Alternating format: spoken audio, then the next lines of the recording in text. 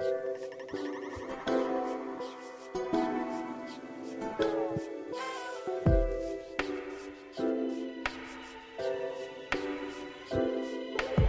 yo, what's good? What's good, man? Welcome back. It's a Wednesday night, and Amber just I was gonna say we got the whole family here, and look at that.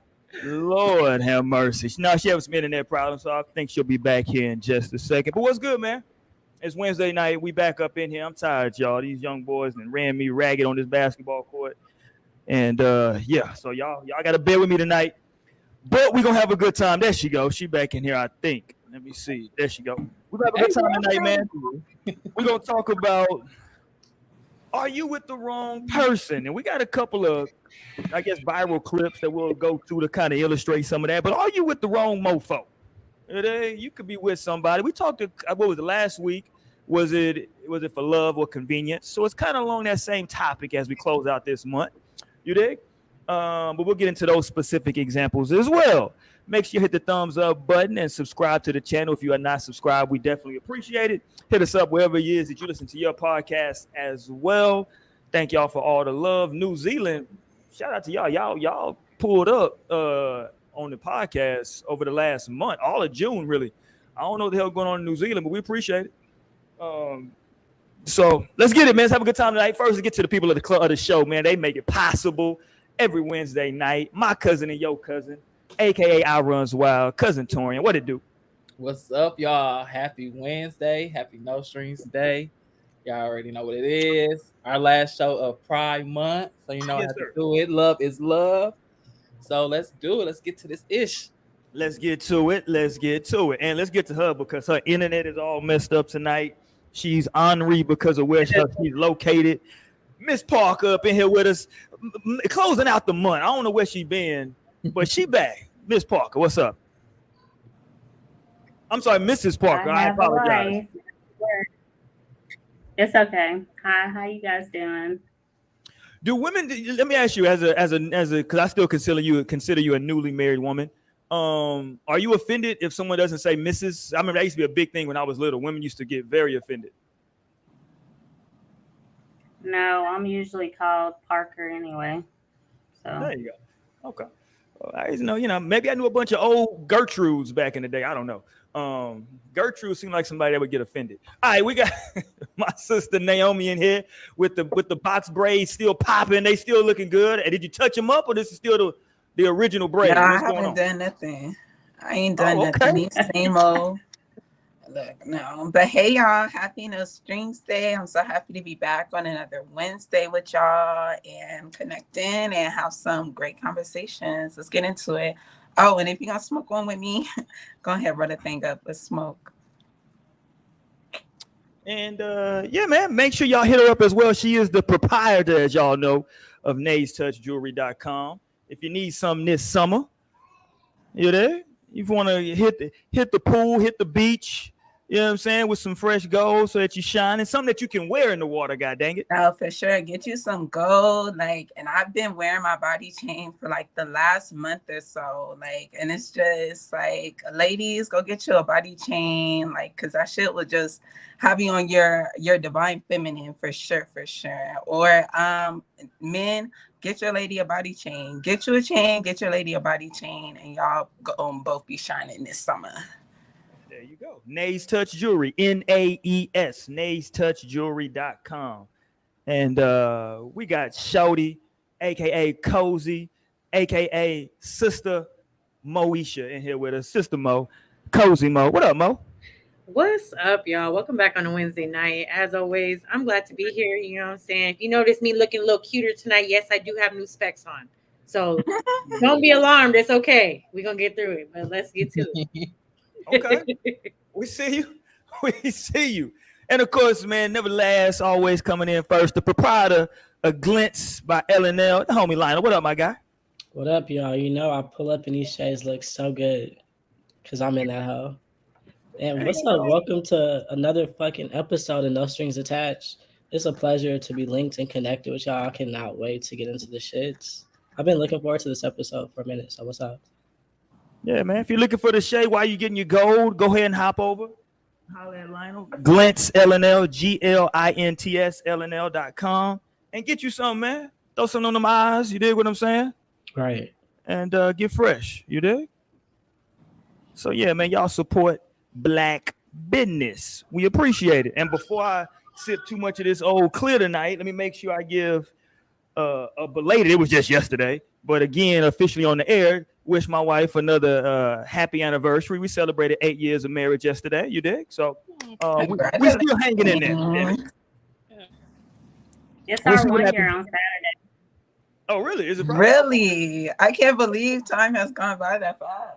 I feel like you did just get married. Wow. This time shit's well, crazy. She did get married after like a week of knowing her, but that's a whole nother podcast. All right, I mean, but still, but for that has been a year ago was wow. Right. I'm messing with you. But let's get it tonight, man. This nigga Roy sweating like a I know. I don't see no sweat, man. I'm still tired. In my brain. I don't see no sweat. He just dabbed. No, like I'm like, damn, this nigga feel like he finna scam us or something. I'm finna preach a sermon tonight. See, them lights went out over there, Amber. You see what happened when you mess with God's people? I don't know what happened. We know the internet now. There you go. Listen, I'm in some 1941 housing that the military put me in. Okay. Y'all got to work with me. Is it haunted? We'll talk about that later. Is it some spirits in there? But okay, let's go here though, man. Because I want to talk about this before I forget. I'm not letting nobody off the hook for Pride Month. First thing I want to say is maybe it's just me. Maybe it was just more attention. I don't know, a combination of the two.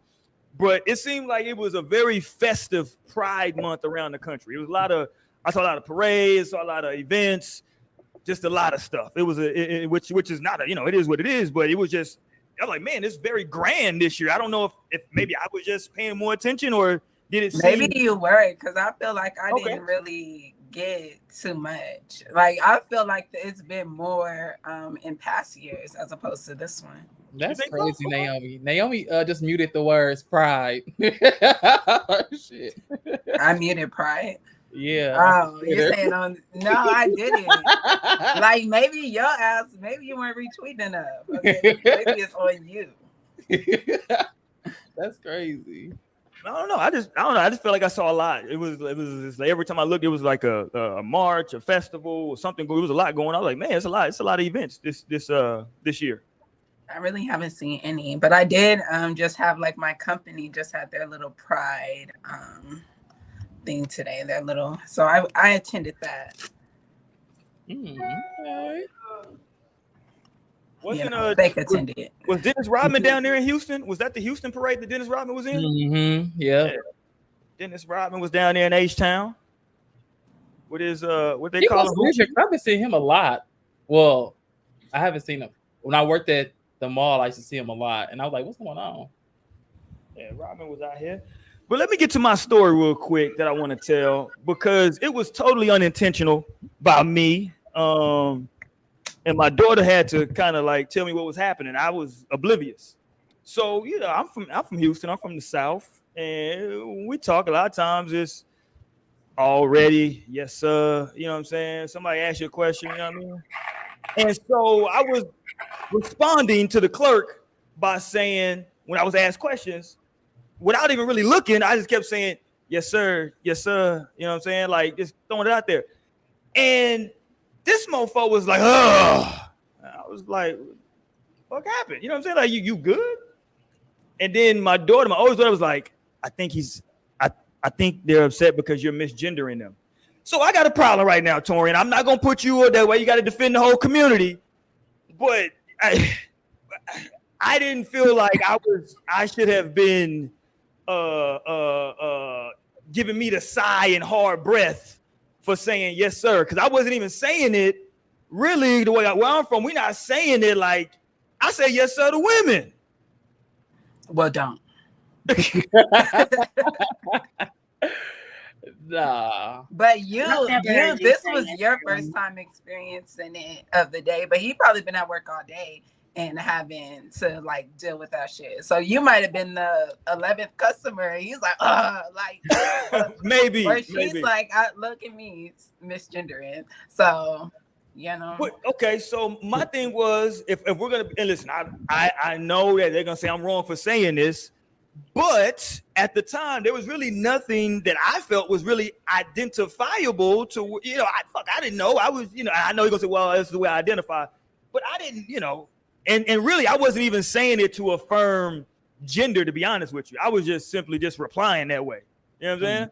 Mm-hmm. But to your point, maybe, customer service, you a clerk, you know what I'm saying? You really don't want to be there anyway. And it's like, this little black mother effer don't shut the hell up. No, they were definitely being a little bit, passive aggressive with that. I mean, especially if you work in like that type of environment, you can't like necessarily be mad that someone just does that. You're supposed to give grace to people, so I wouldn't put no fault on you about that. I wouldn't even feel no type of way. Like, I'll just let that shit go. Like, this motherfucker don't know. Or, instead of like being like, just speak up. Use your throat chakra. Like, be like, actually, it's ma'am or whatever.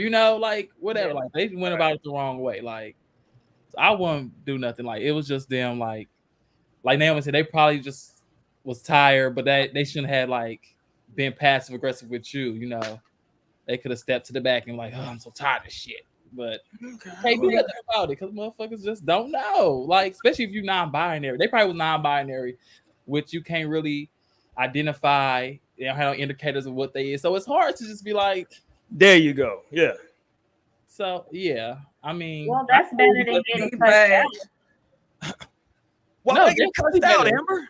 No, I'm saying it's better to get cussed out because like some years ago when I worked in a call center at the VA, he clearly sounded like a man, but he was cussing me out. So I'm trying to say like, sir, and he cussed me out because he had changed to a female, but he still sounded like a man. And it wasn't me saying, but he really sounded like a man. So I'm like, sir, can you calm down? And he was like, I'm not no sir. I'm not no fucking sir. I'm like, okay. But I still need you to calm down. So no, that definitely people like traumas and they deflect and all that. Cause I mean, I used to be on the phone and motherfuckers be like, ma'am. I'm like, I'm not a ma'am. I'm a sir.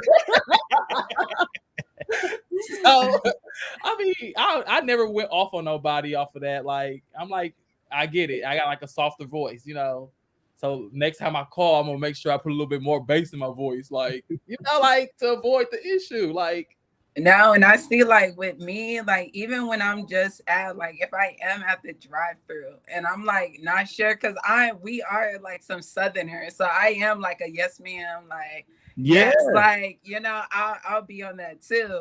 But I also like am weary of using that. Like if I'm not able to determine.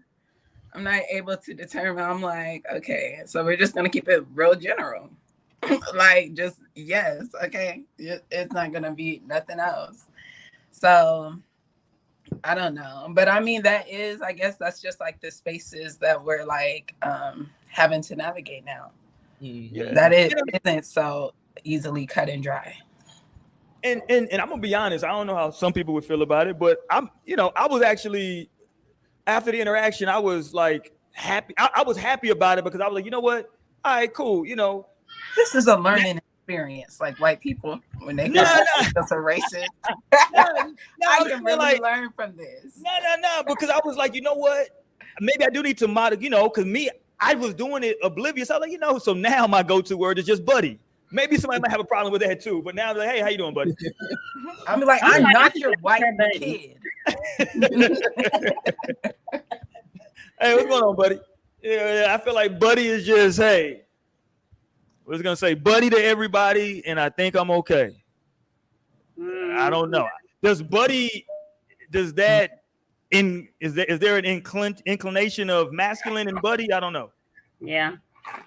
You said yeah, and Torian said no. See, so I'm back confused. It's more I'm like, I feel like buddy is just, I mean, that's not even a black person word. It's just very uncomfortable. It doesn't even roll off the tongue. My man, Music Soul Child made a love song called Buddy, talking to a girl. Said it would be fly if you were my buddy. I mean, we got the Cuddy Buddy. that's about as much as for the Black community. Okay, you can be my cuddy buddy for sure. You see, yes, I'm just gonna go with alternate word, but you don't quit dabbing your head. I'm preaching tonight. I'm preaching tonight, man. I gotta. And what's crazy is I soaked this in some cold ass water, so I'm trying to cool off. Dry. It's you been lying today, Roy? Huh? You been lying today? Nah, I just came back from playing basketball, man. Oh, that's a lie. Hilarious. All right. So y'all didn't see a lot. I thought I saw a lot of festivities. Here's one thing I'll say though that I saw a lot of people talking about regarding the Pride festivities. A lot of people who had reservations or issues with it felt like it was a lot of sexual things. Like it was a lot of very revealing and promiscuous dress in a lot of the events. I saw people were saying, I saw one push where people were saying that people who are taking their children to these events, it might be like some child abuse. And it was like, really? Like, okay. I mean, they damn kids. I mean, I don't know. But it was like a big thing because they were saying like, why is everybody out here? Why are all these people naked? Why is it got to be about being scantily clad? And I would tell them, here's what I would say. I don't see nobody complaining during what's the thing? What is it called? Carnival. Oh, right. Yeah, I don't never see nobody saying, hey man, why they gotta have the ass out and all this? So I'm just saying, I think what's good for one, it should be all right for the other. I don't know. What say y'all, man? Am I tripping though? Or was it? I know Dennis Rodman had his hoochie daddy shorts on. He wasn't, No, he had a skirt on. Oh, my fault. You're right. He had the schoolgirl skirt on. Yeah, you're right. I mean, I kind of get it sometimes when people saying like I wouldn't necessarily. It's all what you comfortable with, like. Would I take my child to the? Because one video I seen, or I think it was a picture or a video, I can't remember, but somebody was topless, and I was like, okay, that's but that's more so on the parents. Like you taking your child somewhere where like it's mostly adults celebrating, like or during the times when like more adults are there. So like if you want your child to experience that, take them early. Take them the first 2 hours of the event. Like if you got your child there past like 4 or 5 hours in, you go see some shit. It's Pride. These motherfuckers is freaky. You're a freaky ass nigga. Like that video said. I mean, yeah. So I mean, you just got to be mindful of what you taking your child to if you really care that much. But some people teach their kids that nudity is fine. Like so, like that's no big deal to them. Like they like, okay, I see this all the time. Like so, it's all about the parent. Like they shouldn't be mad at nobody. Like be mad at yourself because you did this. Yeah, I think it's I think it's definitely whatever the conversations are being had at home. I think kind of how you're raising your child, what conversations you have and haven't had, and if they've taken them out there, I don't think that it should be a memorandum or something an attack on them. And they made a decision, that's what they're doing. So I think some people are crazy for if they take their kid to certain religious practices all the time. Like really, okay. So, what? What'd you say? Somebody froze. I think Naomi froze. Yeah. Yeah, I think she froze. Yeah. Lionel, what say you? You quiet on this one, man. Don't hide behind the shades.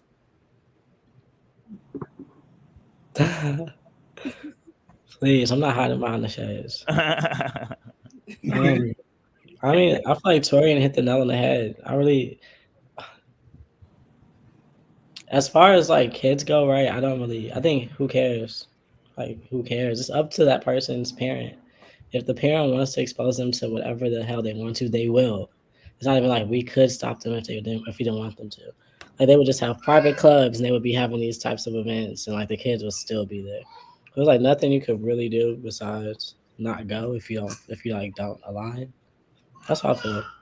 I feel like great for them. I'm glad they have like that's the whole point of like the LGBT is to have like space where they can just like turn up amongst themselves and like not have to worry about like being like abused or killed or judged. So I think that's great. And I love the fact that they do take it to the tens. Like actually do that shit. Show up in the thong, show up completely naked if you feel. It's great. There you go. Show her. Lionel said completely naked. All right. They got here just butt ass. Show up like Lady Godiva. Okay. Hey. Well, let's go, man. Well, listen, happy Pride Month to everybody, man. I think it was although we did lose a Houston legend this month, I think it was, a successful Pride Month this year. R.I.P. Big Pokey. Also, happy belated June 27th to everybody out there in H-Town that celebrates a true Houston holiday. Shout out to y'all, man. That was yesterday. What is that? Huh? What is it? Oh, it's a Houston thing. Don't worry about it. We'll teach you later. It's hard to explain, and you would be like you wouldn't get it, Amber. You don't get a lot of the stuff about the Negroes, Amber. Okay. It's real Negro stuff. All right, but let's go. Who watched the BET Awards? These niggas lost their mind. Nobody watched it. Okay, let's move on. I don't got my YouTube TV no more, so let's move on. Nobody watched I it. could have. For one, I didn't know what was happening. Oh and my then for God. two, I don't care to. Damn, What that's just crazy. Amber Not gotta the go. government said get off. Amber, get off. Amber, you got a clapper in there. Amber a little old. She got a clap. Clap your hands and turn the lights on. Listen, if this will get me out of this room, I'm gonna go complain tomorrow. There you go. Maybe it is a motion motion light. sensor. Yeah, it's a motion in there. sensor. This shit is old as hell. So I don't know how it's a motion light. Because you know why? Because back in the old folks, once they stop moving, typically they sleep. Okay, but who is? So they like, let's go ahead. We're gonna go ahead and put this, turn these lights off. No. She like binge some TV shows. Listen, let me say this. I wish more hotels would do that. That would save me a trip to get up. This is not a hotel, sir. Oh, I thought you said it was a hotel. I'm on base. Oh, well, it's an old ass base. Even more the reason they didn't stop moving. Shit, let's turn the lights off. But I can't believe y'all didn't watch the BET Awards though. It was I seen clips though. I mean, okay, because it was some. I mean, that shit was pretty ratchet, huh? It was Jesus Christ. It was all over the place. Like, cause what the piece of news for me was JT hitting Uzi with the phone. Y'all think it was because he was talking to Ice Spice, or like she said that he lost her seat or something. It was because of Ice Spice. I mean, unless she's real. No, proud. because she was a little too hot. She was a little too hot. It's about a seat, right? You ain't doing all that. She got to be super. No, especially because that's nothing to even get mad about. Just get up, get up. But you know, that's nothing to get mad about. You're moving. Yeah, but like at award shows, if you leave and they record, they film and they want they'll put a filler, seat fillers. Why add that? That didn't make no sense. So she either super childish or it was over Ice Spice. Either or. Hey, just tell me the truth. Okay, so y'all let me know. Maybe I'm behind.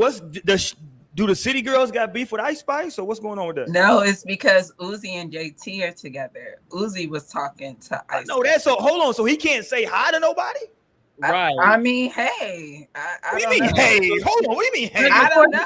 He got a phone they thrown took at a him, picture. So maybe not. Maybe he's not. Yeah, they took a picture together. According to TikTok verse, somebody on there said that he apparently had a lyric about her in one of his songs. So maybe that's what fueled it. I don't know if this is true. Hopefully he has a lyric in one of his songs about Ice Spice. Yeah, I think it's that most popular song. He she got a because he performed the song too. So I mean, and she was sitting there clapping and cheering him. So she had performed that song at the BET Awards. Ice Spice performed that song.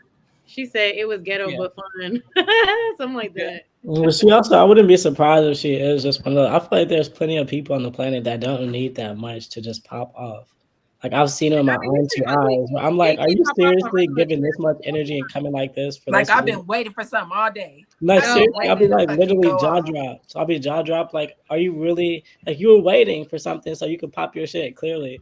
So I've seen it with my own two eyes where I'll be jaw dropped. Like it didn't even take that much for you to be in this. But listen, we are I would also not talking be. about And she strikes me as one of those time for regular people on Twitter to pop off on. Like she has done that before. Like she got time. She does not care. She finna go off and she feeling some type of. I think she might be a little bit sensitive in ways. No, she definitely is because JT blocked me on Twitter. That's what I'm about to say. I'm blocked on Twitter. By JT? Hold on. Whoa, what you I don't know doing? what I did. I searched through my Twitter. I don't know what I did. I was trying to find her when she was beefing with Cardi. I was trying to find like the whole tweets so I could read the tweets and shit, and I couldn't see a particular tweet. And I'm like, why can't I see it? And then I end up like being able to see that it was JT tweet. I'm like, whoa, she blocked me?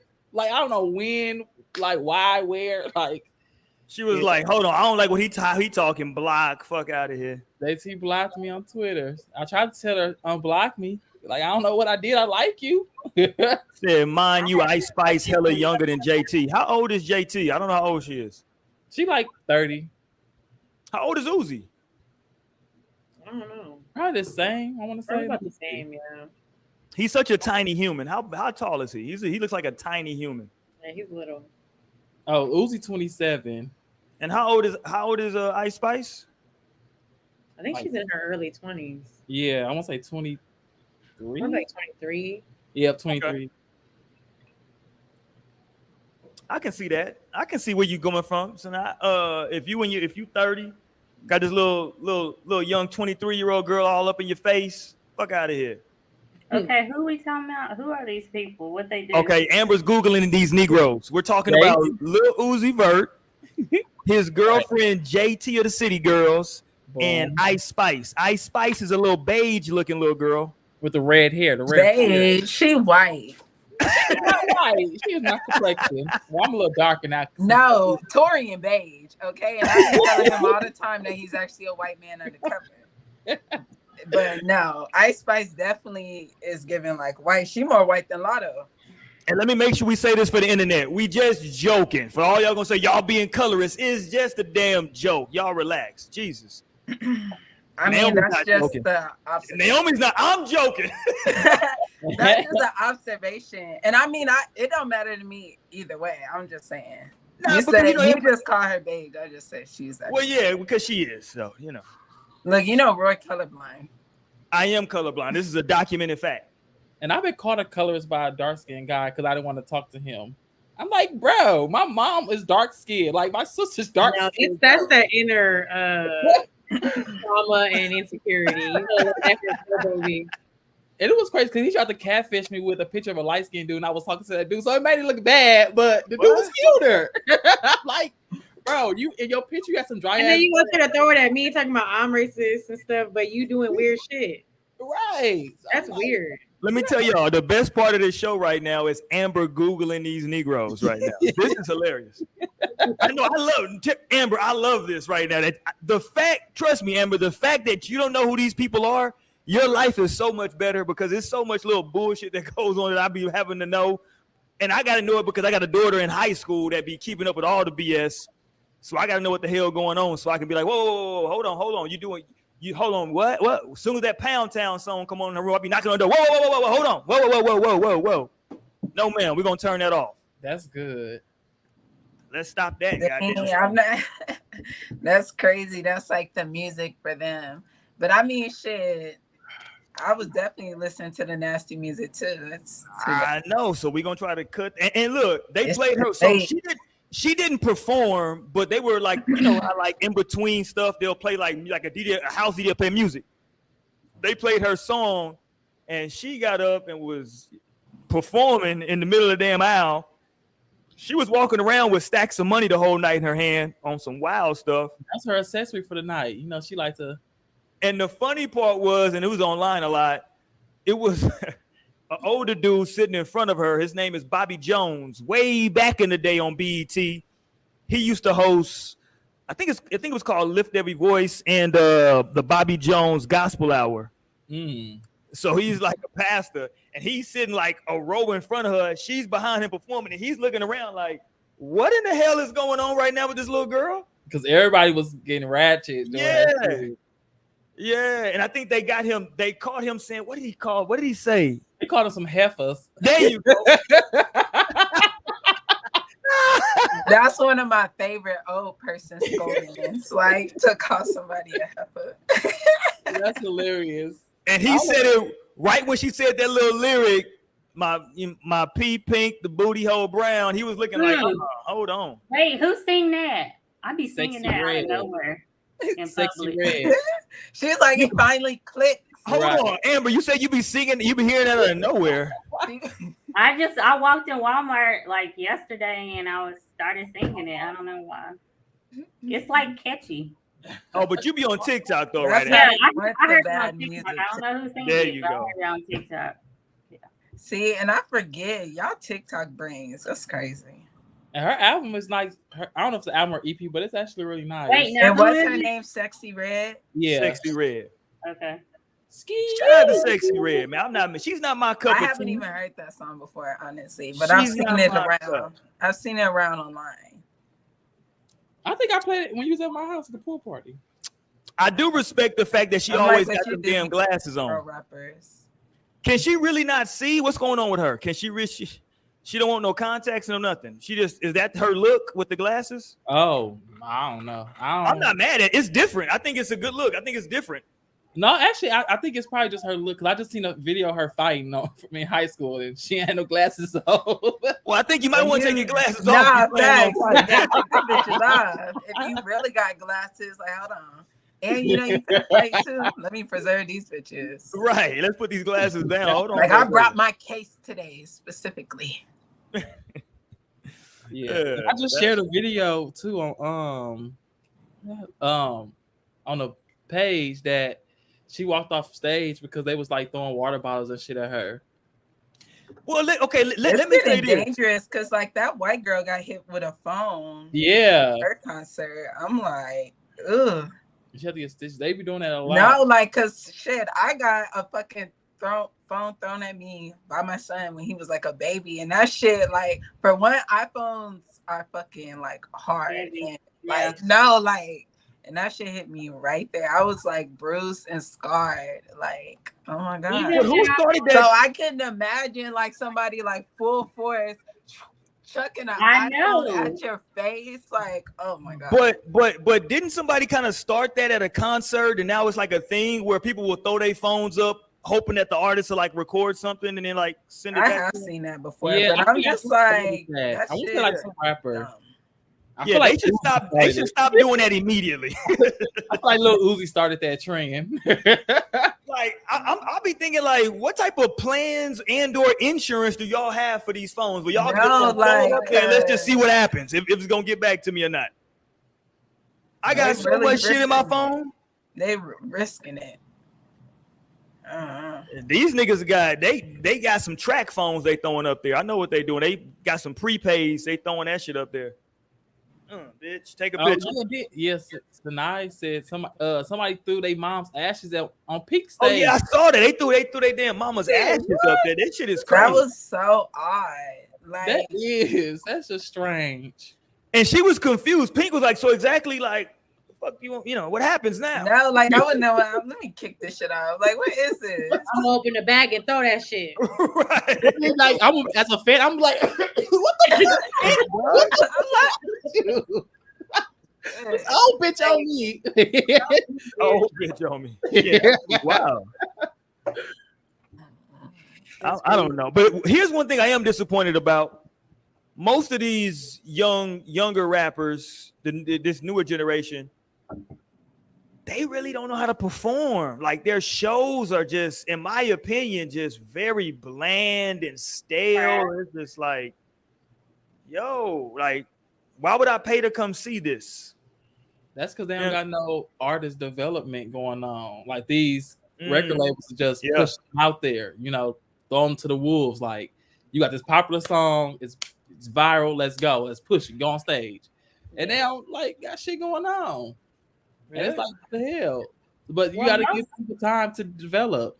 Most songs today is only like 2 minutes, and most of it is the chorus. Like back in the day, I was, when I was doing my long drive up here. I'm sorry, I'm a little tipsy, but anyway. This nigga drunk one drink. Go ahead. This nigga had one. When I was driving up here, I turned it on like the old school R&B from back in the day. Them songs was like 5 minutes. Mm-hmm. Oh yeah. Oh yeah. See, that's how you knew back in the day how your stroke count was, because you knew when a song came on, you knew you had 5 minutes per song. So every song that ended, you knew that was about 5 minutes. So you're like, shit, we on song 3. I'm about to go ahead and get there now. This 15 minutes. Shit, I hope she got it, because shit, we 15 minutes in now. No, you remember that Lil Jon song, Get Low? And we would be in the club, knees be hurting, legs be hurting, because that's a long ass song. Get Low key is a long ass song. Yeah, people be complaining now about how like albums now are like less than 30 minutes. They'll be like, what happened to the hour albums? Like, that's how I feel. Like, I see like an album and it's supposed to be like a full album, and I'm only seeing 32 minutes. I'm like, what's going on? Where the rest of it at? Like, these 2 minutes of songs ain't cutting it. Like, no, but see, I'm more the person, maybe not 30 minutes, but I'm more the person that like won't mind a smaller track, especially when it comes to like rap for me. Like, especially because a lot of these rappers don't be on shit for real. Like, because I hate, like, how many songs was, like, on Drake shit? Like, he have, like, fucking 26 songs on that bitch. And it's like, I've never gotten through a Drake album, really, except for Nothing Was the Same. That's my favorite Drake album. But, like, nah, I really don't be needing all that. Like, please cut that bitch to, like, 13 songs. Nothing Was the Same. When did that come out? Oh, that was recent. That was a couple years ago? 2014. Oh, damn. Okay. So my shit was, what was his first shit? Damn, that shit damn near a decade ago. Thank Me Later was the first one. The second one was what was it called? Thank Me Later. No, not that. That one was good. But what's the Houston, Atlanta, Vegas? What was it called? That was a mixtape. Okay, I like that shit. That was my shit. I did like that one. Yeah, Houston, Atlanta, Vegas was my shit. Yeah, well, that was nice. That was So Far Gone. I did listen to. Okay, that's what came out. So Far Gone came out of that. Because Fireworks is on there that's too the with EP. Alicia Keys, right? No, that's Thank Me Later. That's my shit. Fireworks with Alicia Keys. Okay, so that's on Thank Me Later. Interesting. I'm gonna have to go back. I don't really be giving Drake a fair chance.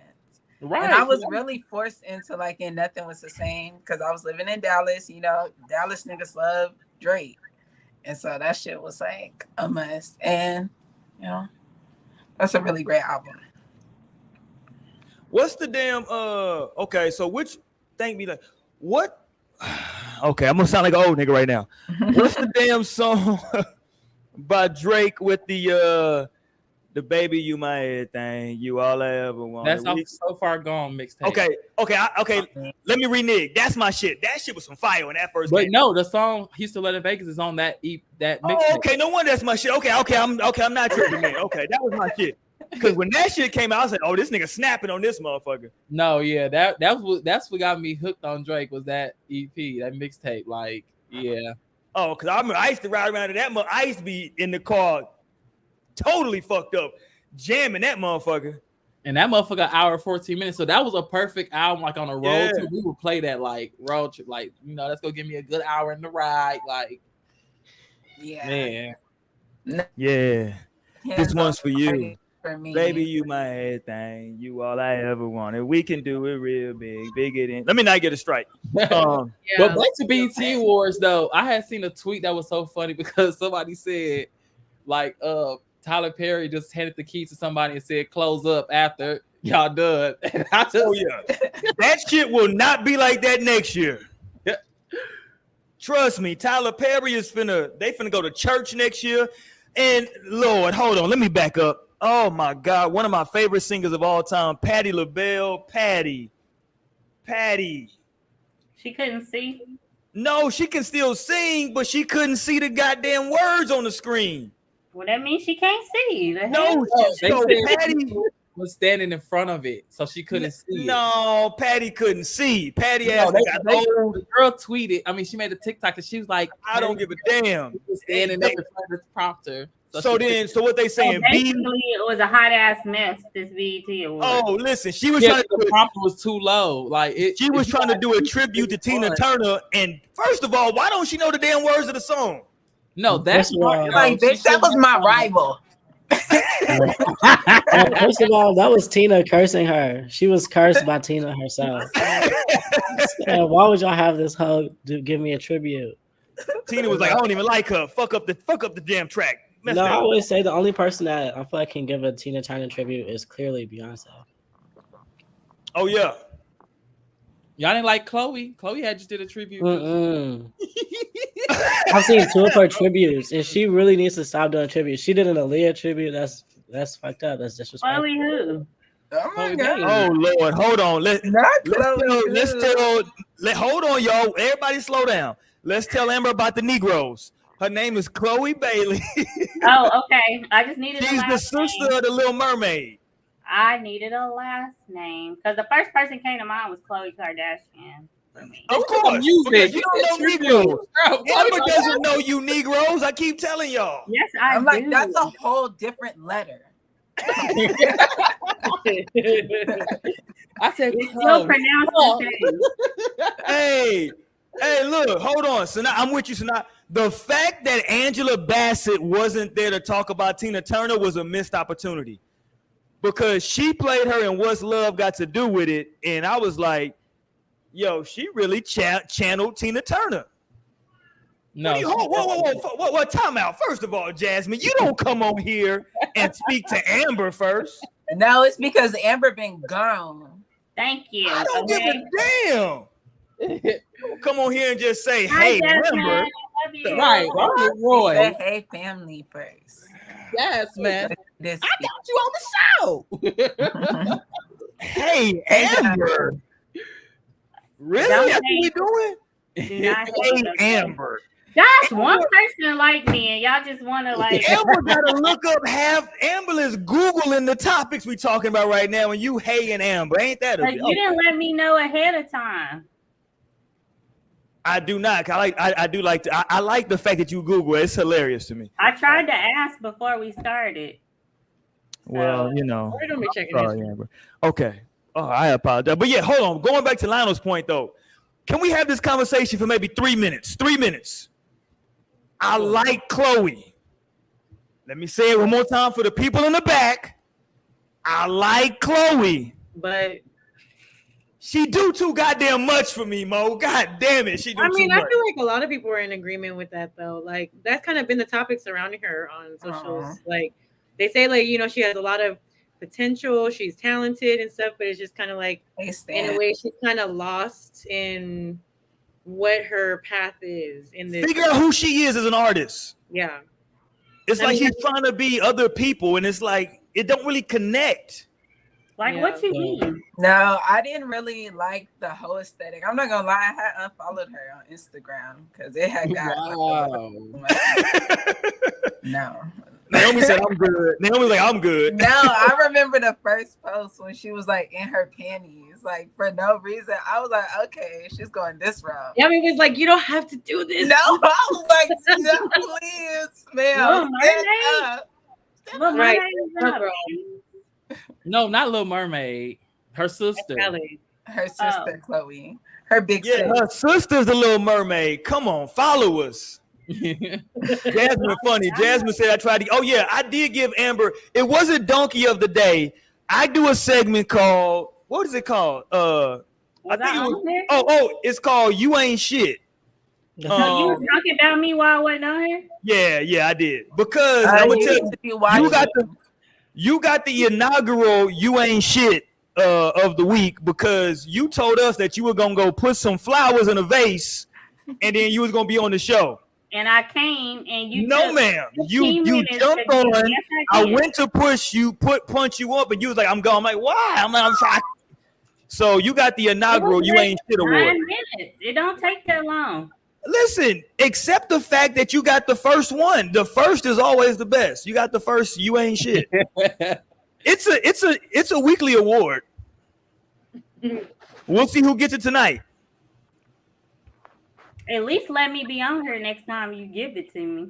Don't give it to me when I'm not on here. And I did put the flowers in the vase because I sent y'all a picture. Yeah, but it took you an hour and a half. No, I'll give the You Ain't Shit award this week to everybody that was at this event I was at this past weekend that tries to argue me down that Rihanna was better than Beyonce. That Rihanna is what? Everybody at that house, including Naomi, y'all get the I Ain't Shit, You Ain't Shit award this week. Hold on, what were they arguing, Lionel? They wanted to really make a point that Beyonce was like under Rihanna in any way. My Lord, the blasphemy! Naomi. Thank you. That's why I said I was there at the blasphemy. party. Naomi was on that choir. She was a part of that I was choir. there at the party, and y'all know how I feel about Beyonce nowadays. But I was there at the party. You know, I don't trust shit. But I was at the party, and it was really his friend who was arguing him down. He was having a full-on that Rihanna. Because she said he was basically saying that like Rihanna's a billionaire, like they have the same writers, and like she's still doing all this shit. But hey, don't be mad at me. I don't get the shit award.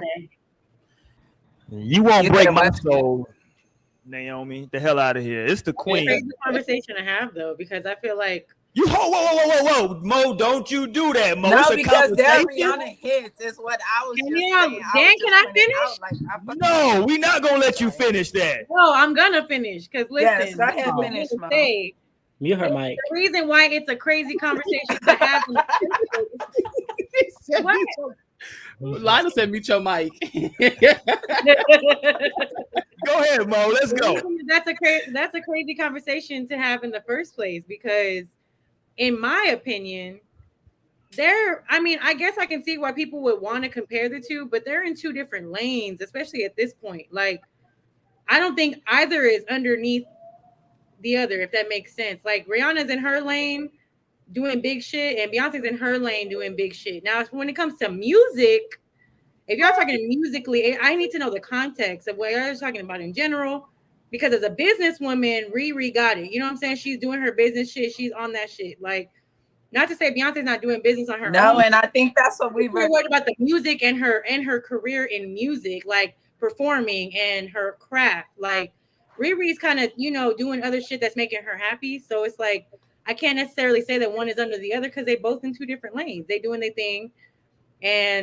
But the thing is, it's like, it's not even, it's not comparable. It's more of like I don't know, like I want to say torch pass, like, but she's like the next in line. It's not like, she's like the thing to come and like, oh shit. Like I was like, that's totally not even close to the case in any way, shape, or form. I don't care if you talking about business. I don't give a damn what you talk about. There's no way that she's gonna ever be like that over Beyonce. But in the name of like next in line, she totally is that. And it's different because then you have more business facets. She's more business minded. But at the same time, it's sad because we lose a lot of the entertainment factor because she's not even close to as entertaining or like putting out as good as music. No, because I think that's what he was saying. Well, he ended up boiling his at first he was saying Rihanna is better than Beyonce, period. After I had to debunk that all the way the fuck down, after it was debunked, then his final bottom line statement was Rihanna is more influential than Beyonce. Which I'm like, okay, now listen, it has been said, especially by not even just like Beehive, like this is the thing that people are saying. When it comes to Beyonce is the celebrity's celebrity. And when you think about it, that is absolutely true. Like when she's in a room full of celebrities, everyone's like, damn, that's Beyonce. Damn, it's Beyonce. Yes, like Rihanna gets a lot of recognition, and I understand that. But Beyonce is truly the celebrity's celebrity. She's on that level where it's like, she's famous to even some of the most famous people. They're like, damn, that's Beyonce. Like, oh shit. You know what I'm saying? Like, so that's a different level. Like that's a whole different level. So I can't sit and say, like I said, I understand where you're coming from. Like, I think that's a great way of putting it, that Riri is next in line. You know what I'm saying? Type of thing. But even that's kind of debatable because there is still like Chloe, there's Normani, there's plenty of people that I feel like without. No, like y'all were literally just like no on Chloe. No on Chloe for doing covers. because Chloe's done the Aaliyah cover. That's the thing that's the Beyonce effect. She's signed to Beyonce, so she's getting these great opportunities, but it may not be fitting for her. So like, be covering Aaliyah is out of line for Chloe Bailey. Like, listen, do you hear the difference in voice between Aaliyah and Chloe? And then also to be covering Tina Turner was like, I don't know. I'll probably get somebody else to do it. Not in her own lane. Like, I love Chloe's album. I will stand behind Chloe's album. I think she made and produced and wrote a good album, like on her own, right? But as a like cover artist, I mean, as trying to like do Aaliyah or Tina, that's far fetched for her. Yeah. But next in line, I do think she does. She adds a lot to the game, and like I appreciate somebody that's doing their own music and like really just creating the shit. She's next. I don't know, but we were literally just saying about Chloe that she literally needs to find herself. So I don't know how she's add into the game. No, people feel that way. And Tamara feels like her, but that's life. So, but that's the beauty in life, is finding yourself, and that's the journey of life, is to find what you're passionate about and find yourself. Like, but what about the journey of music, of like selling, of like popping right now, of like being next in line after Beyonce? No, she doesn't have those. The thing is, at the end of the day, Rihanna has been in the game like a minute too, like, and she, you know, she's been young in this shit too. She came up in it, and so I think you can't just completely cut down Rihanna because she got some hits. But you know, of course, I'm gonna give respect to Beyonce. Of course, I'm gonna give respect to Beyonce because she is Beyonce. Of course, she's crazy talented. But when we're talking about influential, I feel like we were getting. Let me just jump in though. Hold on, Naomi, because I let y'all have this weird conversation for like 4 minutes. That whole conversation was weird because we talking about Beyonce first of all, right? Like, we got to understand music. I always call Beyonce. I've been calling her this now for about 5 years. She's the last superstar celebrity. And the reason I say that is because she comes from a generation that really doesn't do social media like that. Right. And that's what makes her the last superstar. And I know Rihanna's not super active, but she'll jump on there and do a live. She'll be on there twerking and shit like that. Beyonce, she'll like post something and then like delete it like next week. Right? Like, because Beyonce and Jay are not like active on social media, that keeps them in that old generation of like, because like when I was young, look, Amber got that ghost over there. When I was young, right, celebrities were untouchable. We didn't have access to celebrities like that, so they seemed larger than life. Because of social media, you can jump on there and hell, Torian can get blocked by one of the biggest female rappers on the planet. Right? Like that never could have happened before. They're like, damn, hold on. So Beyonce not doing that shit. Okay. Right. Beyonce's she's not even reading. I mean, she is in tune.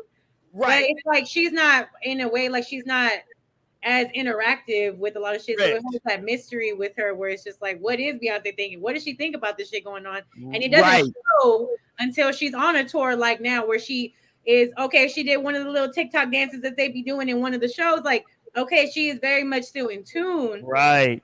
But it's like, but you don't know that though. It's on a different level. Like, you don't know what she's really doing. You know what I'm saying? And it's like, that I think a lot of times, and this is honestly something that I really feel like is true. Like, when people don't give you so much access, that's what makes you even more like desirable. It makes you like, what the fuck is going? Like, I want to know. Like, I am so intrigued. I'm obsessed.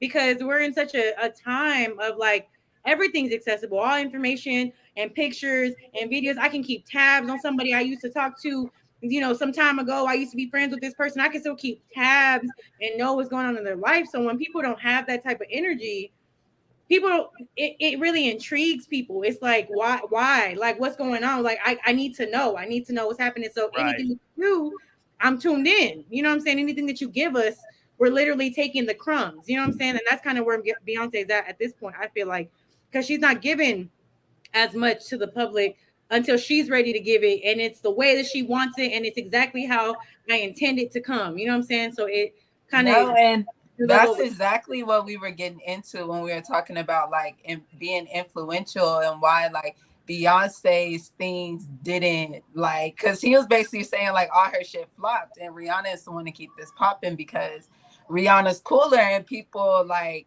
relate more to Rihanna as opposed to Beyonce, who is like that's so displaced, and I feel like so calculated and so like private, and like you don't really know who Beyonce is at the end of the day. Like you have no idea.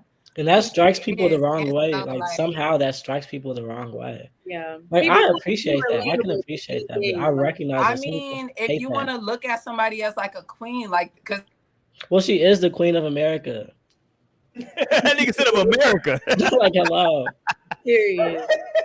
We are talking about the queen of But America. see, here. look, and the thing is that I can be I'm like, like seeing, I do not feel that. Like, but y'all Well, who sound else like is the how queen of British America? people, Who's the queen of how America British then? people Oprah? sound to me, like how British people be talking about their queen, be like, or now they got a king, but like how they would be talking about their queen. I'm like, that shit is crazy. now I That's will wild. say with this Ain't whole, nobody ruling me. The with this fuck? whole I like run my fuck. Renaissance era though, like it is definitely for me anyway, and I think for a lot of people put Beyonce in like a whole another like bracket at this point, because like at least whenever I heard the album for the first time, and I honestly it's an incredible album, like it's something you want to put on repeat and just have playing all the fucking time. Like it's very, very good. And it's like everyone was expecting so much for the tour, but this Renaissance era, I feel like kind of just like put her on another level at this point. Like it's just she honestly also dipped into something that wasn't standard to her. And so like the fact that she came in with something that's a little bit different from what she's normally doing, like usually like really Beyonce is the type of woman that can do that. You know what I'm saying? She can do that shit and it's gonna be top tier. It's gonna be exactly what we expect, and we're gonna be entertained. We're gonna love it. You know what I'm saying? So like that was at least for me kind of like an eye-opening moment, because when I heard the album, I was like, damn, like she could do this shit too. Like this is incredible. You know what I'm saying? Like she has no boundaries when it comes to her talent. And so I think that's the thing for me anyway that keeps me like, yeah, like she's that girl. Literally. Yeah, look, man, I'm not finna let you. You know, it's Beyonce. No music, Thanos. It's Sasha. Yes, she is It's Sasha Thanos. Fierce. We not finna act like she ain't Sasha Fierce. And you know, listen, that we're not gonna have this. We're not gonna do this. We're gonna end it now. We're not gonna go no further on this. I like Rihanna, but when Rihanna was 16 or 17, she was doing that ponder replay bullshit. Not to say I didn't like this, but on the replay, I'm down the replay. Want to turn the music. Listen, Beyonce was in Destiny's Child pumping out hits with Wyclef and shit. You know what I'm saying? Okay. She's like 8 years older. So No, when she was that age though, when she was 17, 18 in Destiny's Child. yeah, but I mean, when we were getting down to, we were talking about all the writers, and like I said, like shit, I don't give a fuck either way. Lionel was just mad he didn't have no backup. Nobody was coming. I know. I totally did not have backup. He was like, I can't. That's what y'all get for not inviting me. Y'all was there. I didn't know if you were back in town or not yet, Torian. I don't even think you were in town. I was If in town. only y'all had been there, like to have this point of view, because he was like literally. But it's okay. Trust me. But I know well enough to know how worked up he gets about. You know, like Literally turned all the way up. Lionel was turned.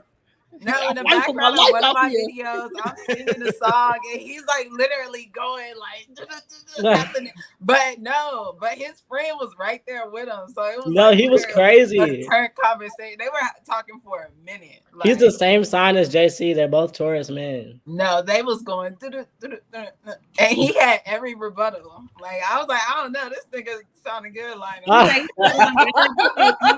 like, when I was like, Naomi, really? Like, please play Man Down. Can I hear Man Down? I know. I was just like, I was like, play No Angel by Beyonce. I don't care. That's too much. All right, let's go here, man. If you're hanging with us still, man, we appreciate it. Hit that thumbs up button. Subscribe to the channel. If you're not subscribed, share the link. We do appreciate that, man. Helps the channel grow. Thank y'all for rocking with us, man. It's been a minute. I looked up, and man, I was like, let me check our YouTube, just like the history. And I was like, yo, man, we got, we've done pretty well in terms of people that have been watching the channel, because we were on another channel initially. Things happened, the pandemic happened, started a new channel, and we grew this over here as well. So super proud of what we've been able to accomplish over the years. And then, like I said, starting over and still keeping that movement going has been dope. Giving it to them so consistently too, because nobody is giving it up this consistent. Fact. A lot of people have come and they try and they flop and they drop. but no strings attached prevails, bitch. We're still here. We And we still will be here. going live, bitch, on Saturday in Houston. It's Period. up. You dig? It's up. Man, I'm missing so proud out. of us. I really say all that to say too. I'm very proud of the podcast too. Mainly the consistency, like that's what it takes to grow the brand and like just keep knocking at the door. And like here we are, still knocking on another Wednesday. It's beautiful. Wednesday night. So let's go here, man. We're talking right now about are you with the wrong person? So let's watch this video. This is of a young lady who was talking about when she was married, she's no longer married, and she's talking about, why she wouldn't advise or why she wouldn't have done it. Let's listen to this, and then we'll come back and we'll react to it on the other side. Let's I'm gonna go. hit the blunt real quick. I'll be right back. Let's see what she has to say. Let's go. Last year I turned 40, and these are things that I would not do again in my 20s and 30s. Can y'all hear it okay? Dang. Can you hear it? Yeah, we heard you. Okay. Last year I turned 40, and these are things that I would not do again in my 20s and 30s. I would not get married. I met my husband when I was 24, and we got married when I was 29. At the time, I thought that this was like the ideal situation. I'm at the perfect age to get married. But what I realized was in the 4 years that we were married, I grew so much as a person.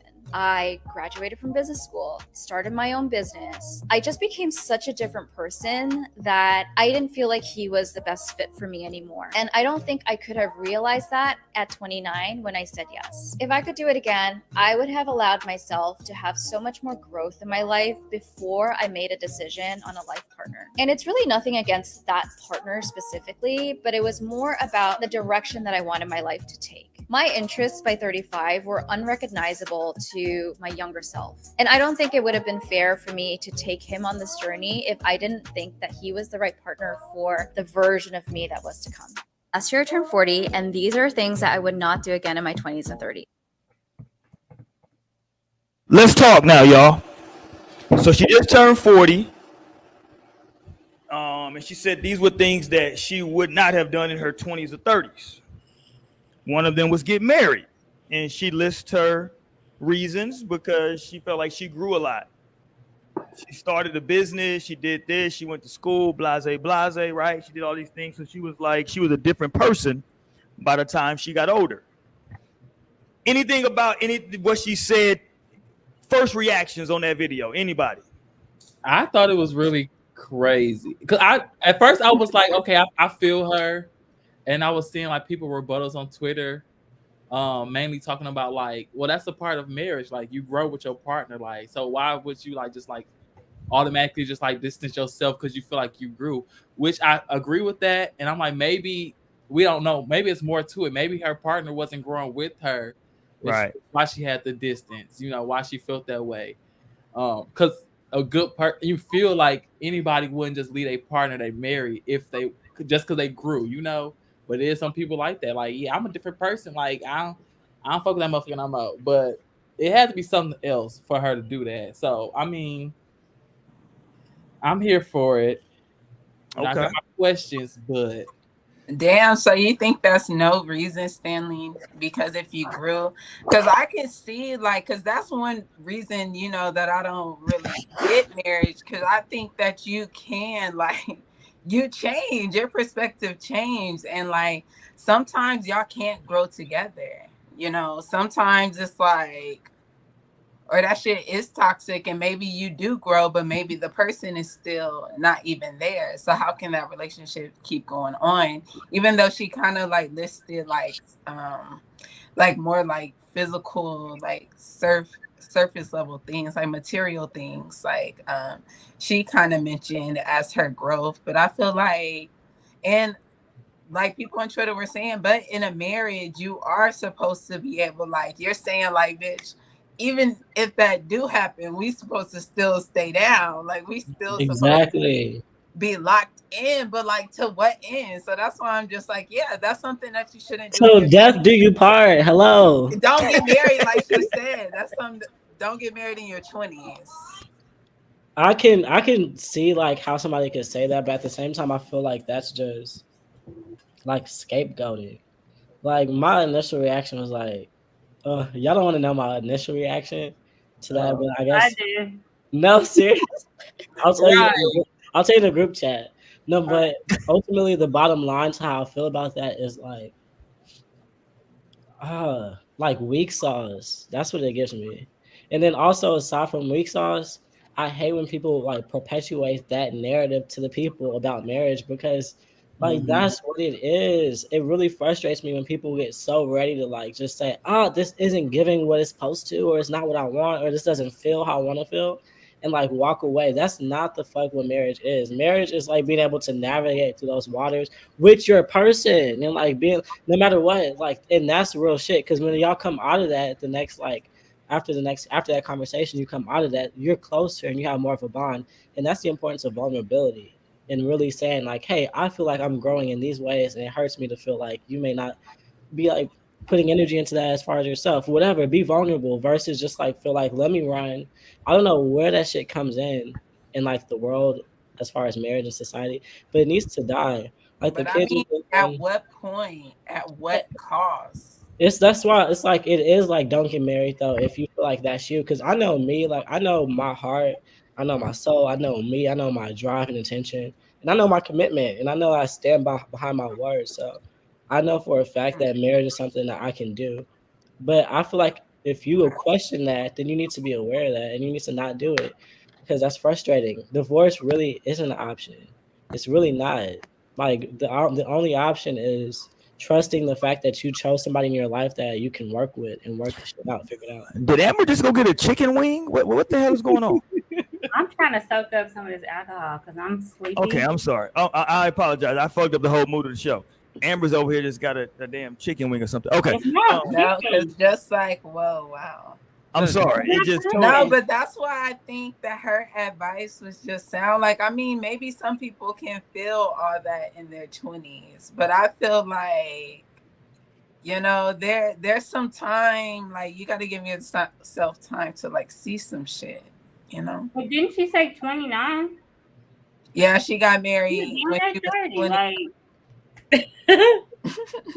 It was 30. That is, but damn. Let's go back one more time. Let's listen one more time. Here we go. One more again. Here we go. But still, that's I would not get married. I met my husband when I was 24 and we got married when I was 29. At the time, I thought that this was like the ideal situation. I'm at the perfect age to get married. But what I realized was in the 4 years that we were married, Okay.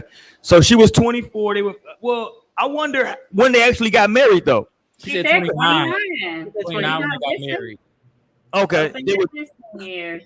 hold on, they were what? 29? Yeah, They were together 5 years before they got married, or like knew Okay, each other gotcha. for 5 years. So yeah, they were married okay. I'm with before. Amber. Like, yeah, okay, so hold on. She need to get it together.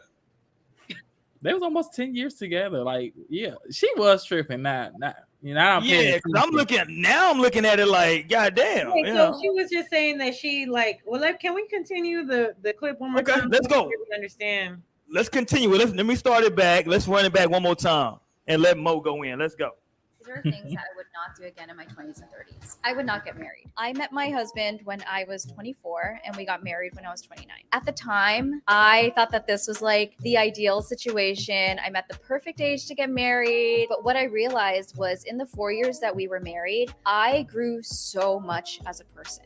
I graduated from business school, started my own business. I just became such a different person that I didn't feel like he was the best fit for me anymore. And I don't think I could have realized that at 29 when I said yes. If I could do it again, I would have allowed myself to have so much more growth in my life before I made a decision on a life partner. And it's really nothing against that partner specifically, but it was more about the direction that I wanted my life to take. My interests by 35 were unrecognizable to my younger self. And I don't think it would have been fair for me to take him on this journey if I didn't think that he was the right partner for the version of me that was to come. Last year I turned 40. Oh, this is so annoying. It sounds Let's go, Mo. like Not y'all are just Bro, so I mad. I get it for her. I feel I like mean, this is just sound advice, like for people not to rush into Mhm. marriage. Because You like, think this is if this sound gonna be- advice? yeah. to not rush No, it's into not that marriage, that's sound why the advice. divorce rate is how it is. That's why Yeah. the divorce rate is how it is, because they didn't take a little time to think like, hold on. And am I really ready to like commit, even if I end up waking up and being a whole nother person and changing, which is how life will hit you. One thing like, I want to know, bro, and I feel like, and I'm not even 35 yet, so who knows, like, you know, what that space is even like. Well, Naomi, Naomi said that she's not gonna. You said you're not gonna peak until 40, right? Yeah, something around there. You know, I'm already like off that time shit, so it's not even gonna matter about that. Oh, there you go. It don't even matter because time doesn't exist for Naomi. I forgot. Maybe I listened too hard, but what I heard was when they met, she didn't have nothing. There you go. Let's go, Amber. She went and graduated, got her little degree, thinks she know everything. Let's go, Amber. And then she got her own business, and then now her partner ain't for her no more. Let's go, Amber. That's how I feel. That's what you're saying. That's exactly what it was. That's exactly what it was. That's what it was, Amber. He was good enough at 29 when she ain't have shit. Then 24 to be exact. That's when she 24. Got with. And then women get it twisted. Like women get it twisted as if like owning a business or being super educated adds to their value as women. That's not what's on the scale of your value. Be careful, Lionel. Like, it's just that those aren't the things that I'm in the eyes. I mean, you cook a steak, bitch. Like seriously, there's so many more important. Like there's more important things on the scale of them like running a business as a woman or like, oh shit, this bitch got 30 degrees like that. I'm being as honest as I can, honestly. Like that's just not what the man's considering from his heart. You feel me? Let's go. Mo wanted to get in here. Let's go, Mo. Okay, so I want to point out some very important things here. Okay, very important things. What she told us is that, oh, you know, when it was getting married, it seemed like the perfect age to get married. It seemed like the right thing to do type of thing.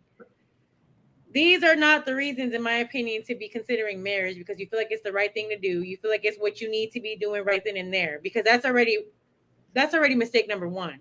You're doing this because you think it's the standard and what you feel like is necessary for your life and where you're at and where you're in life currently at the age that you're at. So she fucked up from that whole beginning. Okay, that's where you fucked up. Okay.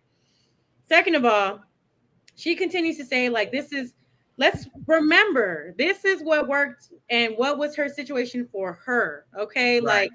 This was her and her partner. Now, of course, yes, there may be somebody out there that can feel and understand and be like, yeah, they probably do need to hear this type of message because maybe they do have the mentality that it's like, you know, I'm already this age. I need to settle down. I need to have a couple kids. Like, yes, if you're that type of person, then you probably do need to hear that kind of message.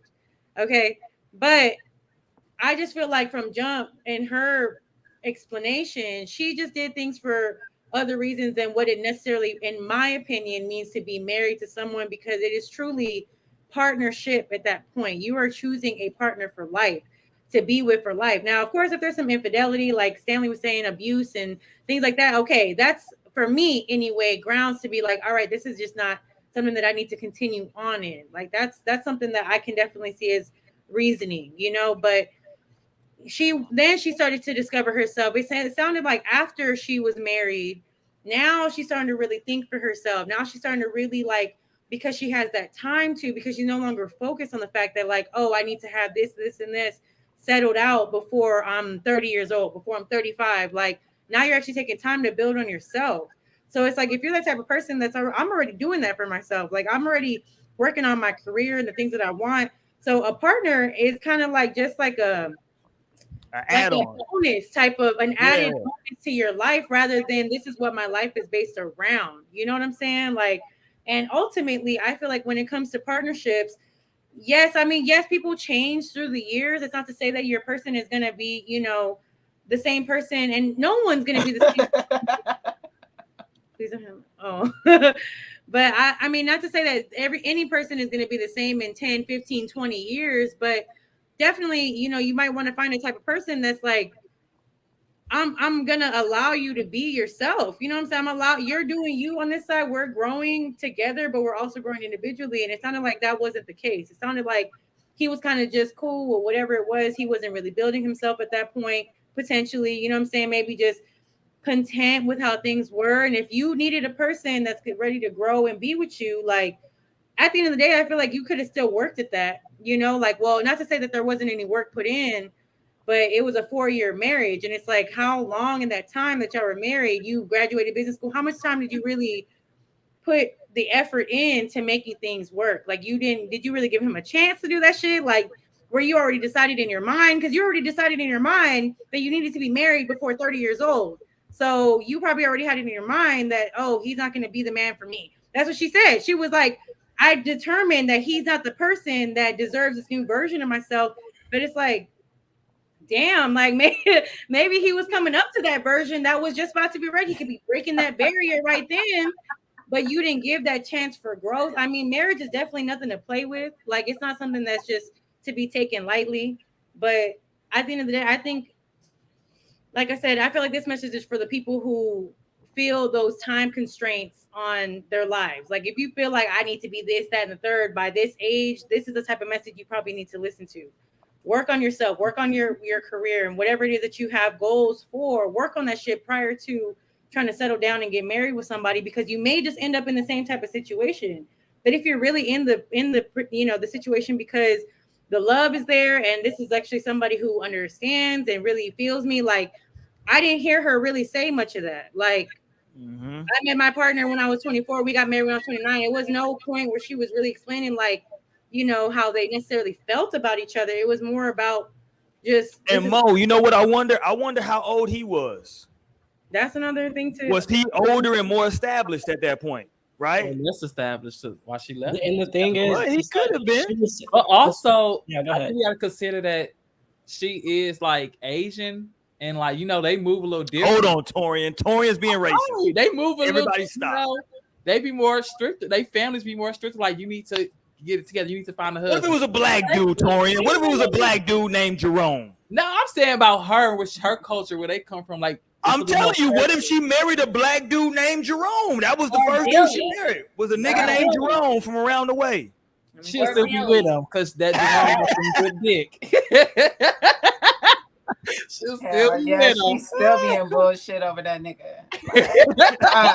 I wish I could leave. She be wanting to leave.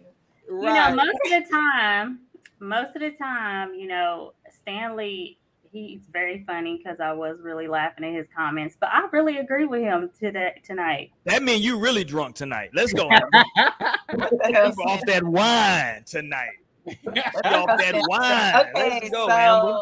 are y'all advocating for people to get married in their 20s?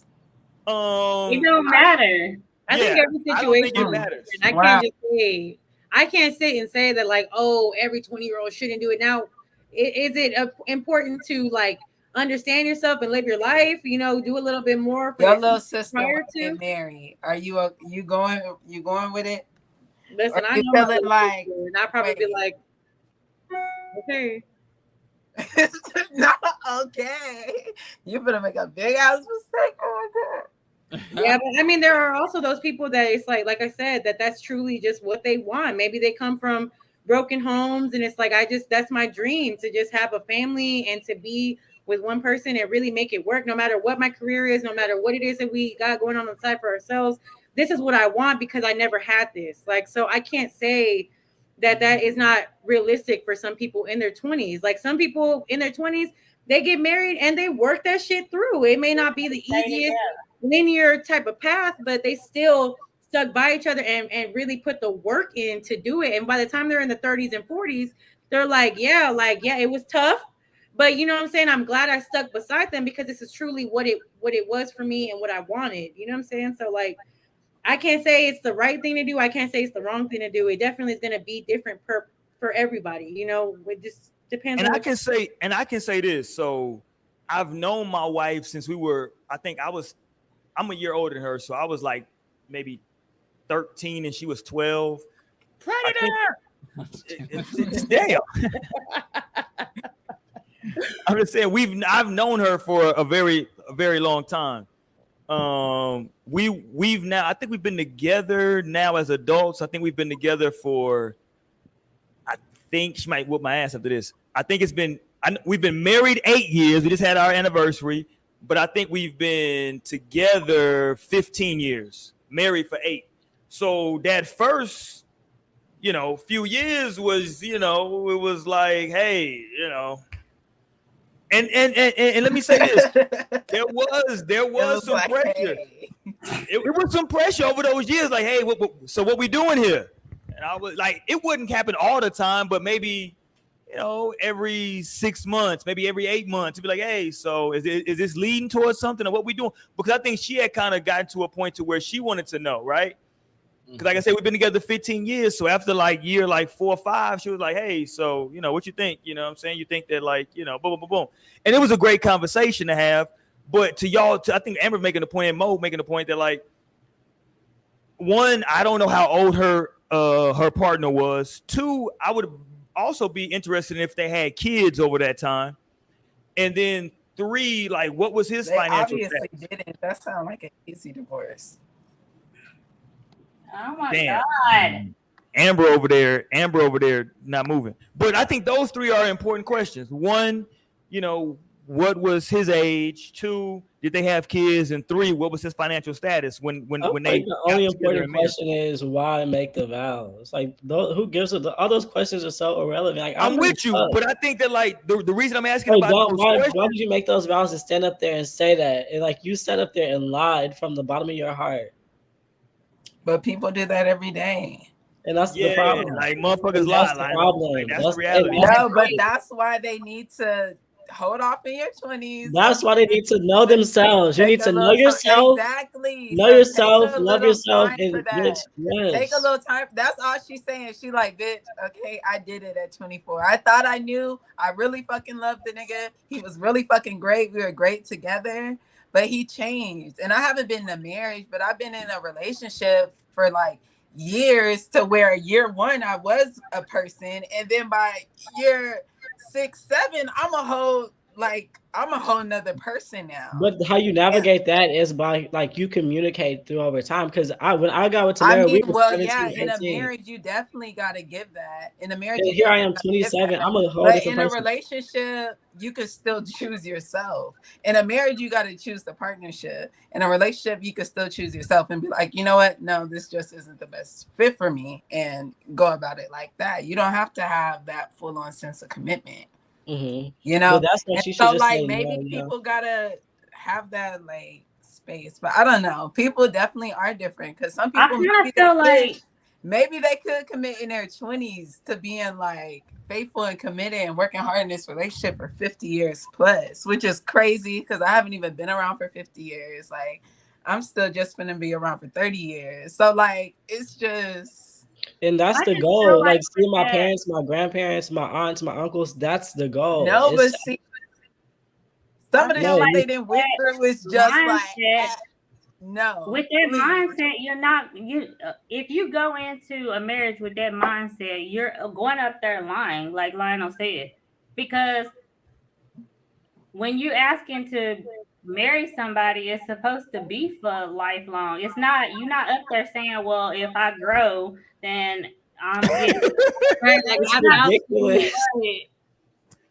Like, so I just feel like, no, for real, but this is America. This is America. You can get divorced. It's not no problem. You don't like the nigga, get divorced. Like, you don't want to be with her, get divorced. Get divorced. That's what. But that just means that you're not standing on nothing. That means that you don't stand on nothing. Like, that's what I'm concerned when I see that, for me. And, like, not to say that divorce is just completely out the picture, but like, because I do feel like situations warrant that. But at the same time, I do feel like when you, like, make that, like, that's such a big commitment. It's the biggest commitment that you can make. It literally is. Consciously, you make the biggest decision ever when you decide that. And so when you decide to double down and say, you know what, never mind, and that just makes me feel a way about you. I'm like, come on. Like, now I feel some kind of way. Yeah, like, marriage is, like, very more serious. Okay. Very more serious, and that's just why I wouldn't hop into that, because, like, I don't know.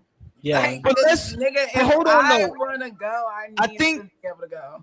I think there's a portion of this that maybe we're overlooking, right? Because we are talking about a male-female relationship, a man and a woman's relationship, Naomi. And she did say that in that time frame that they were married, she got a degree and she started a business, right? So So, you know, I don't know how successful her business was or wasn't. The way she's talking, it seems like it was probably pretty successful to whatever degree of success she was receiving or had attained. Could there have been a change in the listen, people got to understand that sometimes if the man had been the breadwinner the whole time, she goes to school, starts a business, and now she's shaking and moving, doing her thing out here.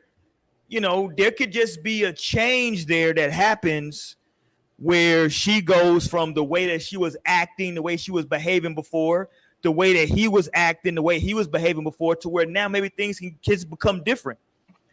Yeah. Like, I think people don't understand sometimes when somebody has a business and they're quote unquote a boss, is now she coming in with that energy. Is he okay with that? Is she okay? Can she navigate those waters and still be the same person that she was before? Maybe that's what led to the split, because now she felt like she had moved up some levels, and the stuff that she was quote unquote doing before, she just don't got time for doing that no more because she got her own business now. And so what I used to do for Torian, I ain't got time to do no more. I got my own business now. I ain't got time to do that no more. And maybe those things were important to Torian. Right. You understand what I'm saying? Like stuff can get messed, like stuff can get twisted as people progress in their life, in their livelihood, in their profession. Like more Diddy had more money, more problems sometimes. And then we also just don't know. It could be other factors in there that she just didn't speak on in the video, maybe out of respect for him. No, but I was trying to look. I think this might be the man that she was with, because it say Two Happy Birds. That nigga look like Elon Musk. Who is this nigga? Because her caption is Two Happy Birds. Girl, you should have known. He looks very pleasant. But then, so she was in like, her comments, she was telling people like she just was happy that she got out of it before, like, because she was unhappy. She said before she got too unhappy and involved kids into it, like it was the best thing for her to do. Like, okay, so they never had kids. They didn't have kids. No, they didn't have kids. No, that sounded like a very easy divorce. Like, and that's what I say all the time. Like, when you don't have kids, that's. But hold on, though, Naomi, though. To me, that sounds weird, though, Naomi. They were together for a long time and no kids. Like, maybe they just didn't want to have kids, and that's fine.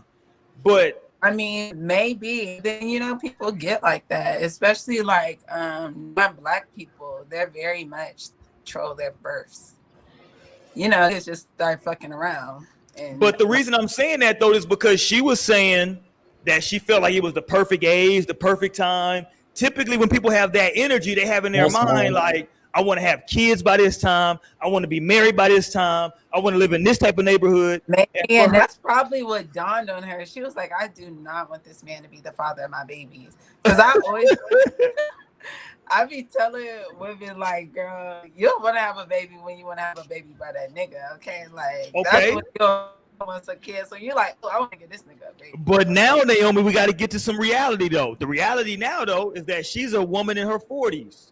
If she wants to have a baby now, she's very high risk now. That's just the reality. That's just an anatomy reality. I mean, and I'm sure she's okay with that. She has a Is she probably on her shit. I mean, she's probably not, but hey, that's her life. I'd be just glad I had a baby when I was young. I'd be like, oof, like. So I'm not finna freak out. I'm just bringing it up because, like, you know, like, that's a reality. Like, that has nothing to do with anybody's opinion. That's just the reality of the world, unfortunately, is that, like, once you get to a certain age, it becomes, for women at a certain age, it becomes a possibility. But then it just becomes more complicated at a certain age. You didn't like, because now you're going to be old and alone and not have kids. She's going to have cats. Niggas were so mad at this video. I was like, wow, men are like really touched about this. It was very interesting to see all the opinions, which I got and understood. But I was just like, oh man, like this is really hitting the nerve, because niggas was going in. I ain't never seen them, but I gotta go. On shit. Amber drunk and she gotta leave. I gotta get up early in the morning. Okay, Amber. Can you watch one more video? Hold on, Amber, before you go. Let me play one more video. Before you go, I just want to get your reaction, and you can leave after that. Let me play one more video for you, Amber. Hold on. It's not even a video. I'm sorry. I lied to you, Amber. I'm sorry. It's not a video. It's a damn notebook from this girl. I just want to get your opinion on this, though, Amber, because she invoked goddamn me God into her shit. So hold on. Let me pull this up. Hold on, Amber. It's like a 7-part message. I'm gonna try to read this fast, and I've been sipping. Wait, you can't just put it on the screen? I'm gonna put it on the screen, but it's like a lot of pages, though. Okay, so here we go. This is what she says. Oh, that's what you were talking about. Okay, yeah. This is So she was talking about, like, you know, how she quote unquote gave her dating life to God and how it's been a good thing for her. So here we go. She says, I want to show you guys what surrendering your dating life to God looks like and how my women who refuse to settle aren't alone. Last night, I went to grab some chicken wings. First of all, that's some nigga shit. At the store to make some dinner. I saw this man, tall, handsome, beard, and child, looked at me twice. So she was peeping him. He looked. Oh, goddamn. Hold on. Shit. My bad. I'm sorry. There we go. She said, I thought she was playing on this part because I thought she was singing For Real Front. She said, then we locked eyes. Then they locked eyes. He smiled at me. I smiled nervously. She's saying I was on the phone speaking, and he approached me saying, are you speaking to your partner / do you have someone? I said, no. He said, okay. Now I can ask if it's okay to know you a bit more, to know a bit more about you. I hesitated, LOL. Let's keep going. Why do you have to read it? Huh? Why are you reading it? I'm trying to go through this shit fast because people are listening on the audio podcast. They can't see it. Sorry. Damn you, Amber. Hi, Amber. Come on now. Shit. He then says, I understand if you're hesitant. I know how men are. We started talking about church plus Jesus briefly. He asked if I was comfortable giving him my number, and I said no. I don't give my number out freely. Plus, I'm not interested in dating right now. We started chatting some more, which is weird. Like, why would you keep chatting? But we started chatting some more again, and he tells me he's an engineer and a personal trainer on the side. And chow, my mind went cha-ching. And he ended off inviting me to meet him at church. And I told him I'd think about it. Then he says this. He says, I really would like your number. You seem different aside from you being beautiful, and it'll be great to know you, but you said no. So take my number down and pray about it. And if God says you can hit me up, hit me up. So I took his number down for real. And that night, the Lord answered me by asking me these questions. Are you in a safe, healthy place to embrace romantic love? Are you confident in your focus right now? Does this man seem like he'd be in sync with my will for you and the work I'm doing in you?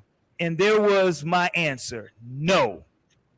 The Lord assured me to priority right now. The Lord assured me to, okay, she's fucking up the sentence, to priority right now, and it wasn't dating.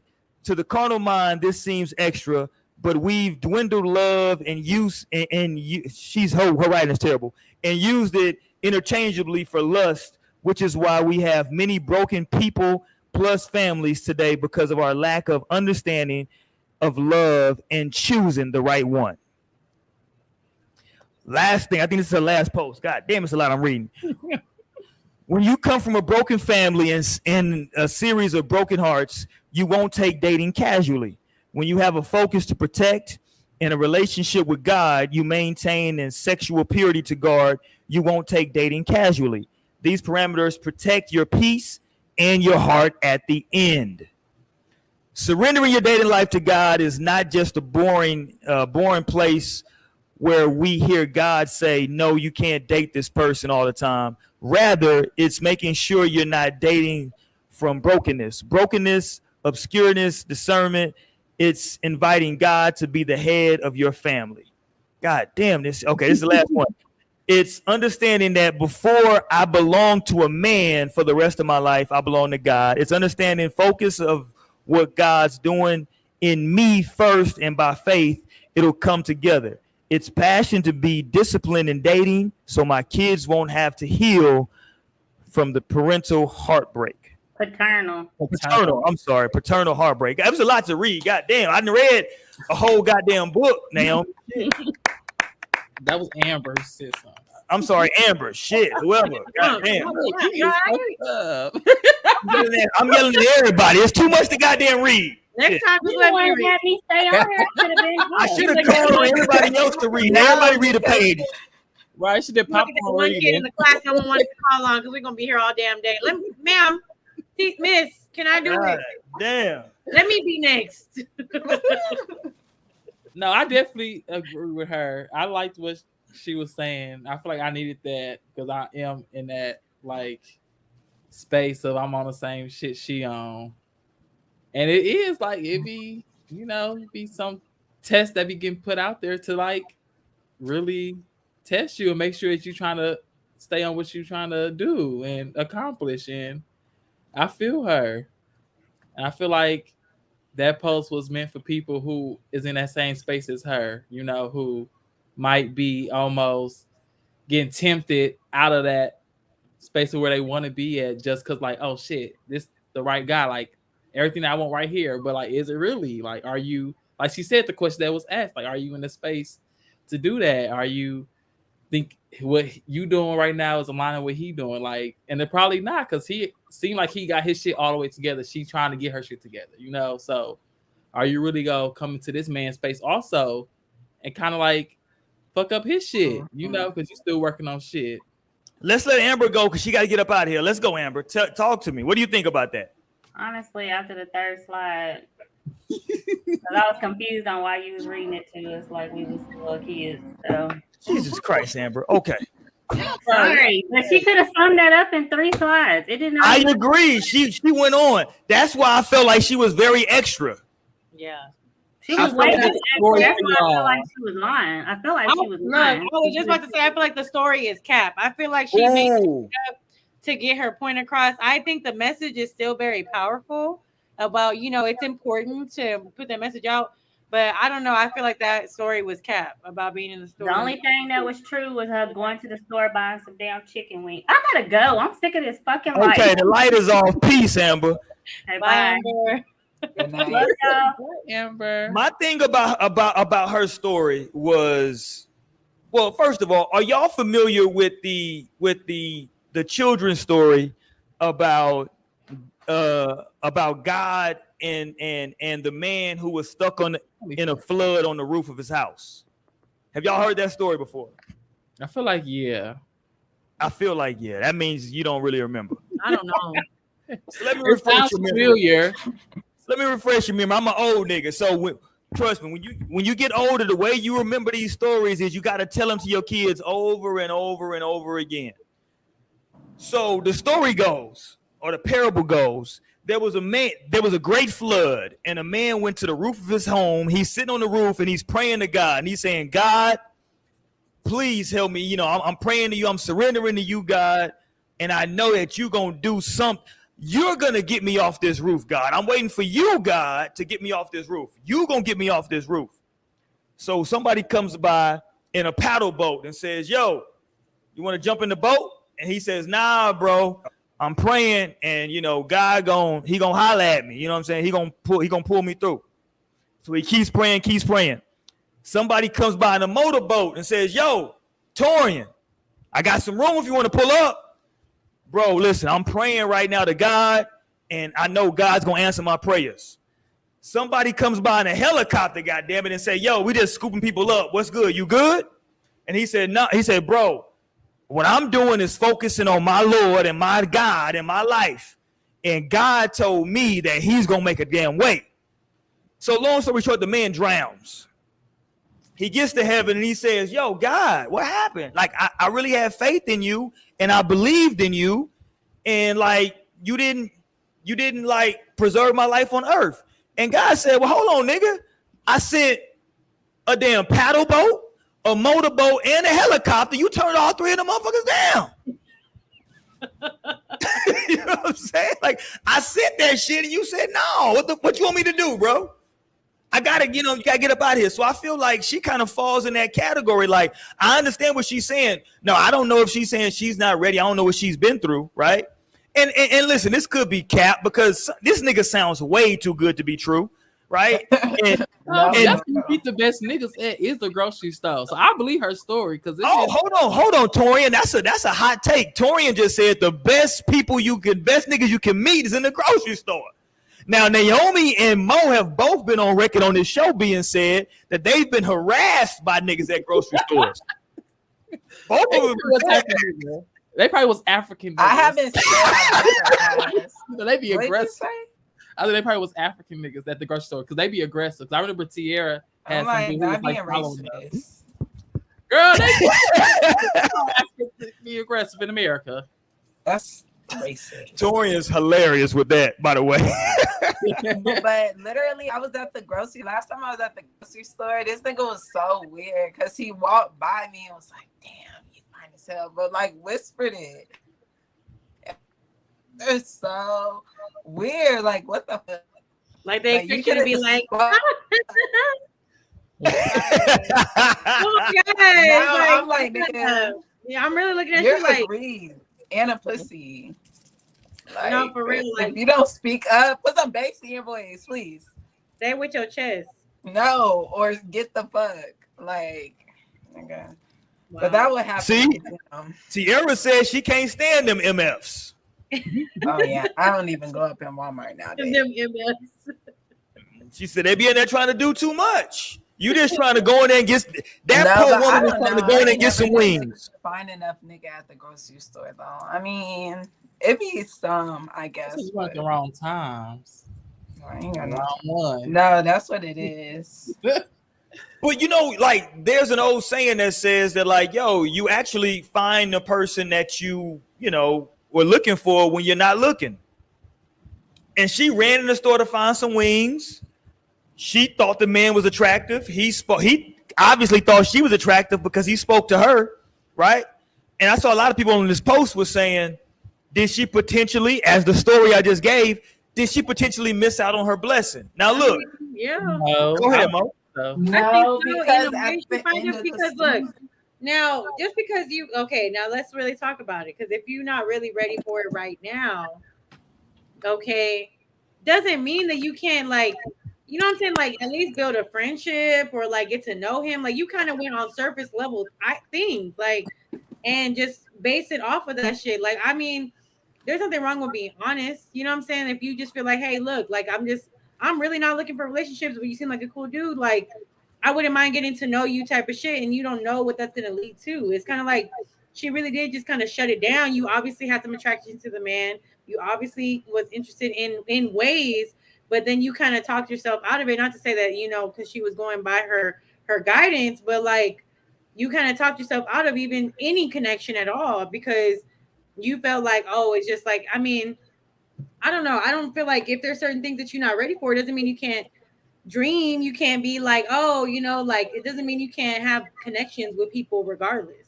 Like, yeah, because 6 months from now, 6 months from now, she can be in a different space.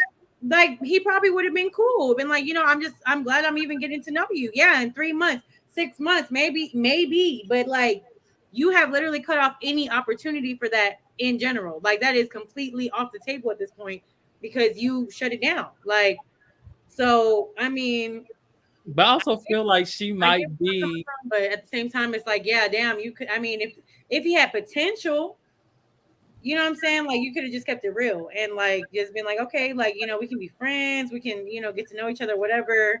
But I mean, maybe if she just sees herself as that like type of person where it's like, I know if I even give him any type of access to me, then I'm gonna be on the weak side. You know what I'm saying? Okay, I can understand that too in a way. Right. That's what I was gonna say. Like I don't know. You might have still at the end of the day, like, shit. How many other men you finna meet in the grocery store that is giving that type of energy to you. You know what I'm saying? Like, if I'm slurring, guys, I'm so sorry. This Hennessy is hidden. Yeah. Mo drunk. Everybody drunk tonight. I feel like she probably knew herself and knew that, like, because some people are just like prone to just hop into a relationship real quick. Right. Or, you know, like they just like if it's there and they converse and she like, damn, I'm really liking this nigga. I'm just go hop in and forget what I was working on. Right. It's right here. Like, obviously God brought this to me, but like, no, God could be testing you too at the same time. Like, I'm gonna bring you this good package and see if you really go stand by your word with me. And that's a good point, Torian. No, like you supposed to be healing your sacral chakra. You didn't found this nigga, now you didn't busted it open. First day you just met this nigga, now you fucking like, girl. But see, like, but what if it's This is what now we're let's think about working it. Because it could be a test of like, okay, is you just gonna deny them because of what you're working on, or is it a test of like you can actually maintain a connection and actually right? But like you gotta be at that point. You gotta get to that point. I don't think you could just if you're not. I like, guess that has never been your strong suit. That shit doesn't just flip on one day. Like, you know, okay, like, okay. But that's where the conscious effort comes from. Like, that's where the conscious effort comes from, in my opinion. Like, actually going through those situations, because if you don't ever get put on those situations, yes, you can do all the work that you think in your mind. You can put all the work in yourself, whatever you think is going to get you to that point. But until you're in those situations, you don't know how you're going to act and react. I could do all the work. I could do all the work for 5-10 years. And then the moment that I end up in a relationship, I go right back to the same shit that I was doing. That's where the conscious effort, in my opinion, comes from. You have to be able to be like, okay, like this is the type of shit that I was doing before. I'm going to make the conscious effort to be able to be like, okay, I'm going to move differently. I'm going to do the work that it takes, because let's be real, change is not going to be just like, oh, you know, it's going to come to me naturally. Like, it still takes work at the end of the day. No matter how much work you put into yourself, those situations are still going to take that effort from you to do differently.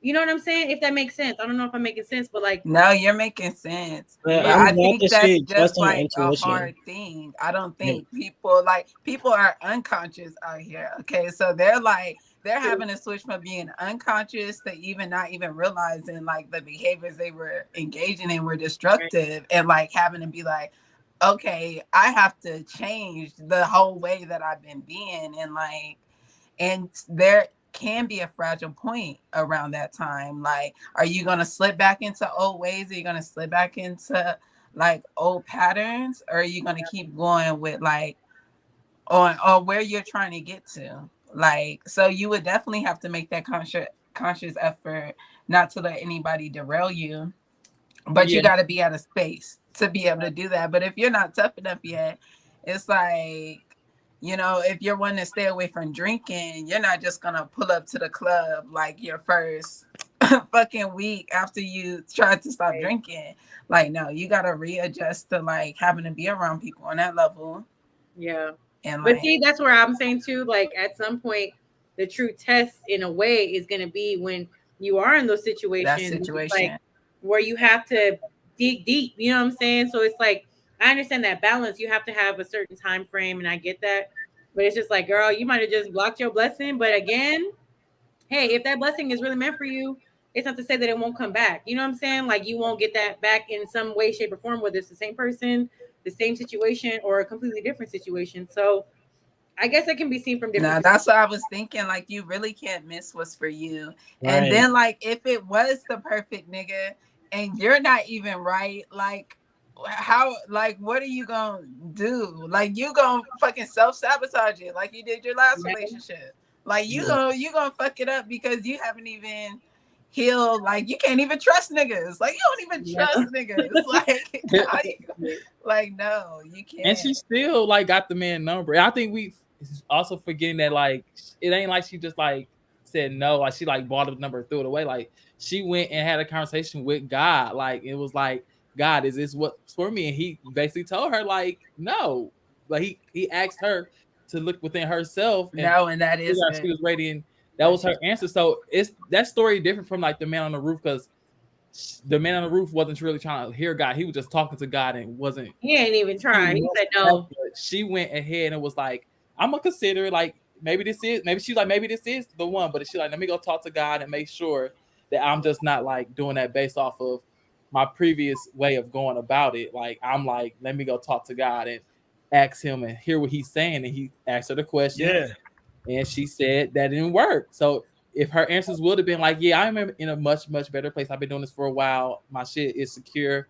So yeah, I can go talk to this man, but obviously it wasn't. So she like, yeah, so you have to call it a dub. You gotta wait. I'm And glad maybe she it's like trusted more her better for her. intuition. And she trusts her intuition, talk to God. And because I'm team DTB, I'm team dodge that bullet. Like I'm not about to go through no shit that I don't have to be going through. And how you avoid that is through your higher self. You talk to God, you talk to your ancestors, and trust your intuition. Because it might there be hella shit that will look good or like be like, oh, this would seem to be the best opportunity, and like you just don't know enough, and like you will put yourself like Mo, you said you won't know until you find out, and you have to fuck around to find out, and sometimes you don't need that for real. So you need to go and consult, and then go back to the drawing board, and then come back. And if there's any inkling of like no, then that's what you run with because. Yeah. Otherwise, there's a billion things in life that you feel like are yes across the board. Absolutely yes, yes, yes, yes. And like that's what you move on. So And I I was can just see that proud of too, her. because maybe there just are some things that people feel like they can't trust themselves with. Let's say, for example, people who are like recovering drug addicts. You know what I'm saying? It's like they can't put themselves in that type of situation because they know deep in themselves that like that's not it. Like that's gonna lead me right back to, being enabled to doing certain things that I know already. Like I don't need it, and I can get that too. Like I can totally understand that too. But I think that's part of like, in my opinion, growth and you just being, becoming who it is that you need to be is like you being able to make those conscious efforts. Like sometimes like just being able to discipline yourself in a lot of ways is a very hard trait to kind of come about, but it's necessary at the same time, in my opinion. Like you have to be disciplined about things. Like even something as simple as me, like if I have a certain chore that I do every Saturday morning, like yeah, there's mornings I'm like, damn, no, like I'm not doing that shit today. But like that discipline gonna come back through and be like, you know what? Yeah, let me just go ahead and get this shit out the way because I know, what XYZ, whatever, but everyone's different for sure. And I can respect those that understand themselves to a point and know themselves to a point where it's like, I'm not even going to put myself in that situation because I know me. You know what I'm saying? Like, I know how I'm going to be, and this is just not it. So, no, because you were so disciplined and your mind is like so strong.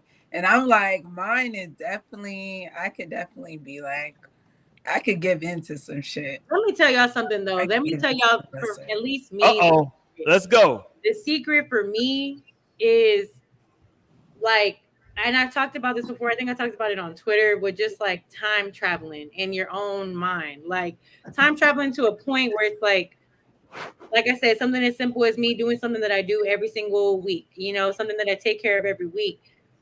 Traveling to that time in the future where I'm like, what is future me going to be thinking? What is she going to be upset? She going to be disappointed? She going to be feeling this? She going to be feeling that?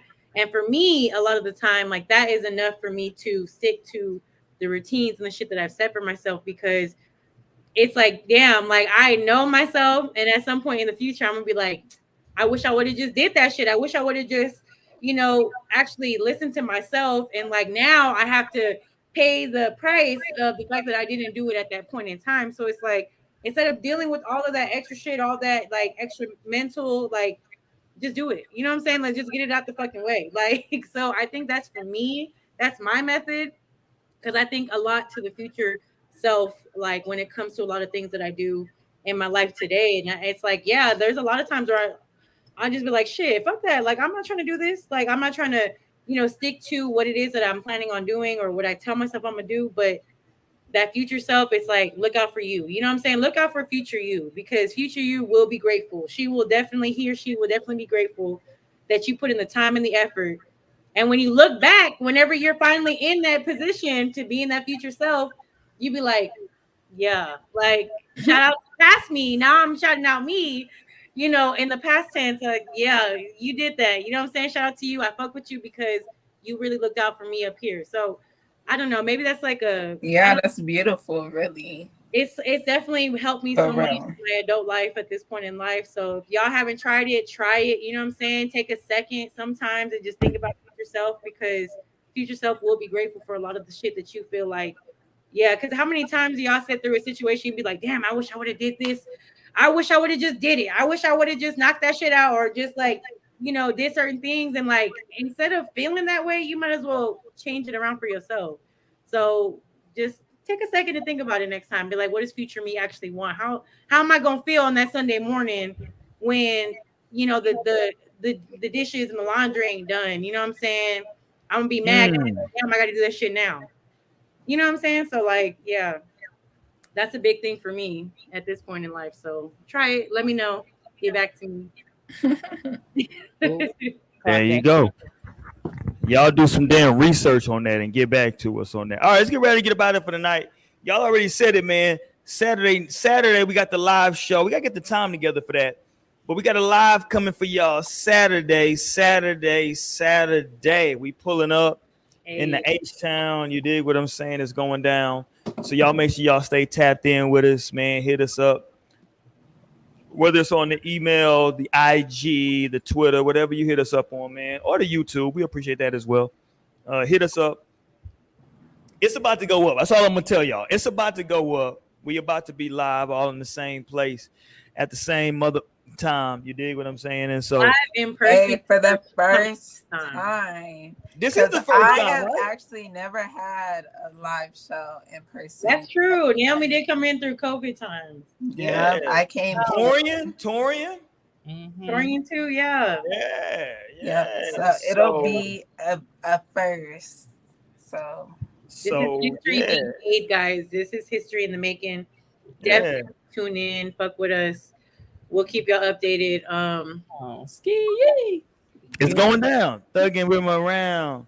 My pink, my God. Low brown. Yeah. Right, up. Is that particular damn bar? That bar is such a crazy that, Roy? bar. You said what? Singing that. That bar is a crazy bar. I ain't gonna. Those two bars are crazy. It is crazy. And we got to applaud Roy too, because you stuck to it. You ain't said applause. Thank you, Torian. I definitely heard you applause earlier. Thank you, Like, Torian. I made it. You said these niggas was running me. I'm like, I'm waiting for the pause. I made it. I made it, y'all. Hey, I said, I'm not even gonna say the word. I'm gonna wait until Saturday. I'm not even gonna say it. I'm just telling y'all, I made it. I knew I could do it, and damn it, I did it. And I need for the LGBTQ community to salute me because I said I was gonna do it. This is my, what they call it. You got sober. What is it? Sober October. I'm weak. No shave November. Yo, no pause Pride Month. No pause June. I made it my business. I told y'all I wasn't gonna do it all month. I stuck to it. It was difficult. I had to mute my mic and just say, let me just put myself on mute because I'm gonna go there. But look, we finna turn up, man, in the H-Town on Saturday. This Saturday, man. Y'all make sure y'all tune in. We're gonna drop that for y'all. We're gonna probably record some other content that we'll drop moving forward.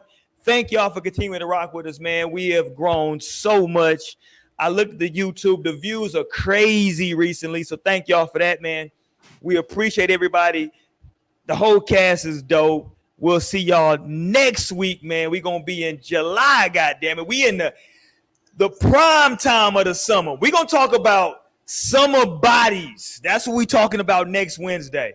It's July, so we got to talk summer bodies. Y'all make sure that if y'all looking for the glasses, if you're looking for shades, y'all make sure y'all tap in with the homie Lionel. He got you covered. If you need something for them eyes, Glints, GLINTS, LNL.com. One more time. Yes. Glints, GLINTS, LNL.com. Get them shades, man. Whatever you're looking for. He got his signature selection still up. And you can get that popping. Whatever you're looking for. You did? Yes. And I am the king of July, by the way. we are coming into my month, so I hope y'all prepared. There you go. Y'all make sure y'all tap in. And of course, as always, if you're looking for the jewelry, if you're looking for the gold, you gotta holler at naystouchjewelry.com. And she does custom pieces. You still taking custom orders, Naomi? Mm-hmm. If you got something custom, hit her up. You dig what I'm saying? And say, yo, my crew, here's what we looking for. And she'll drop them custom pieces for you. It's just simple as that. So y'all make sure y'all tap in. Thank y'all so much, man. We do appreciate it. We up out of here for tonight. We'll holler at y'all on Saturday, man. Peace. Peace.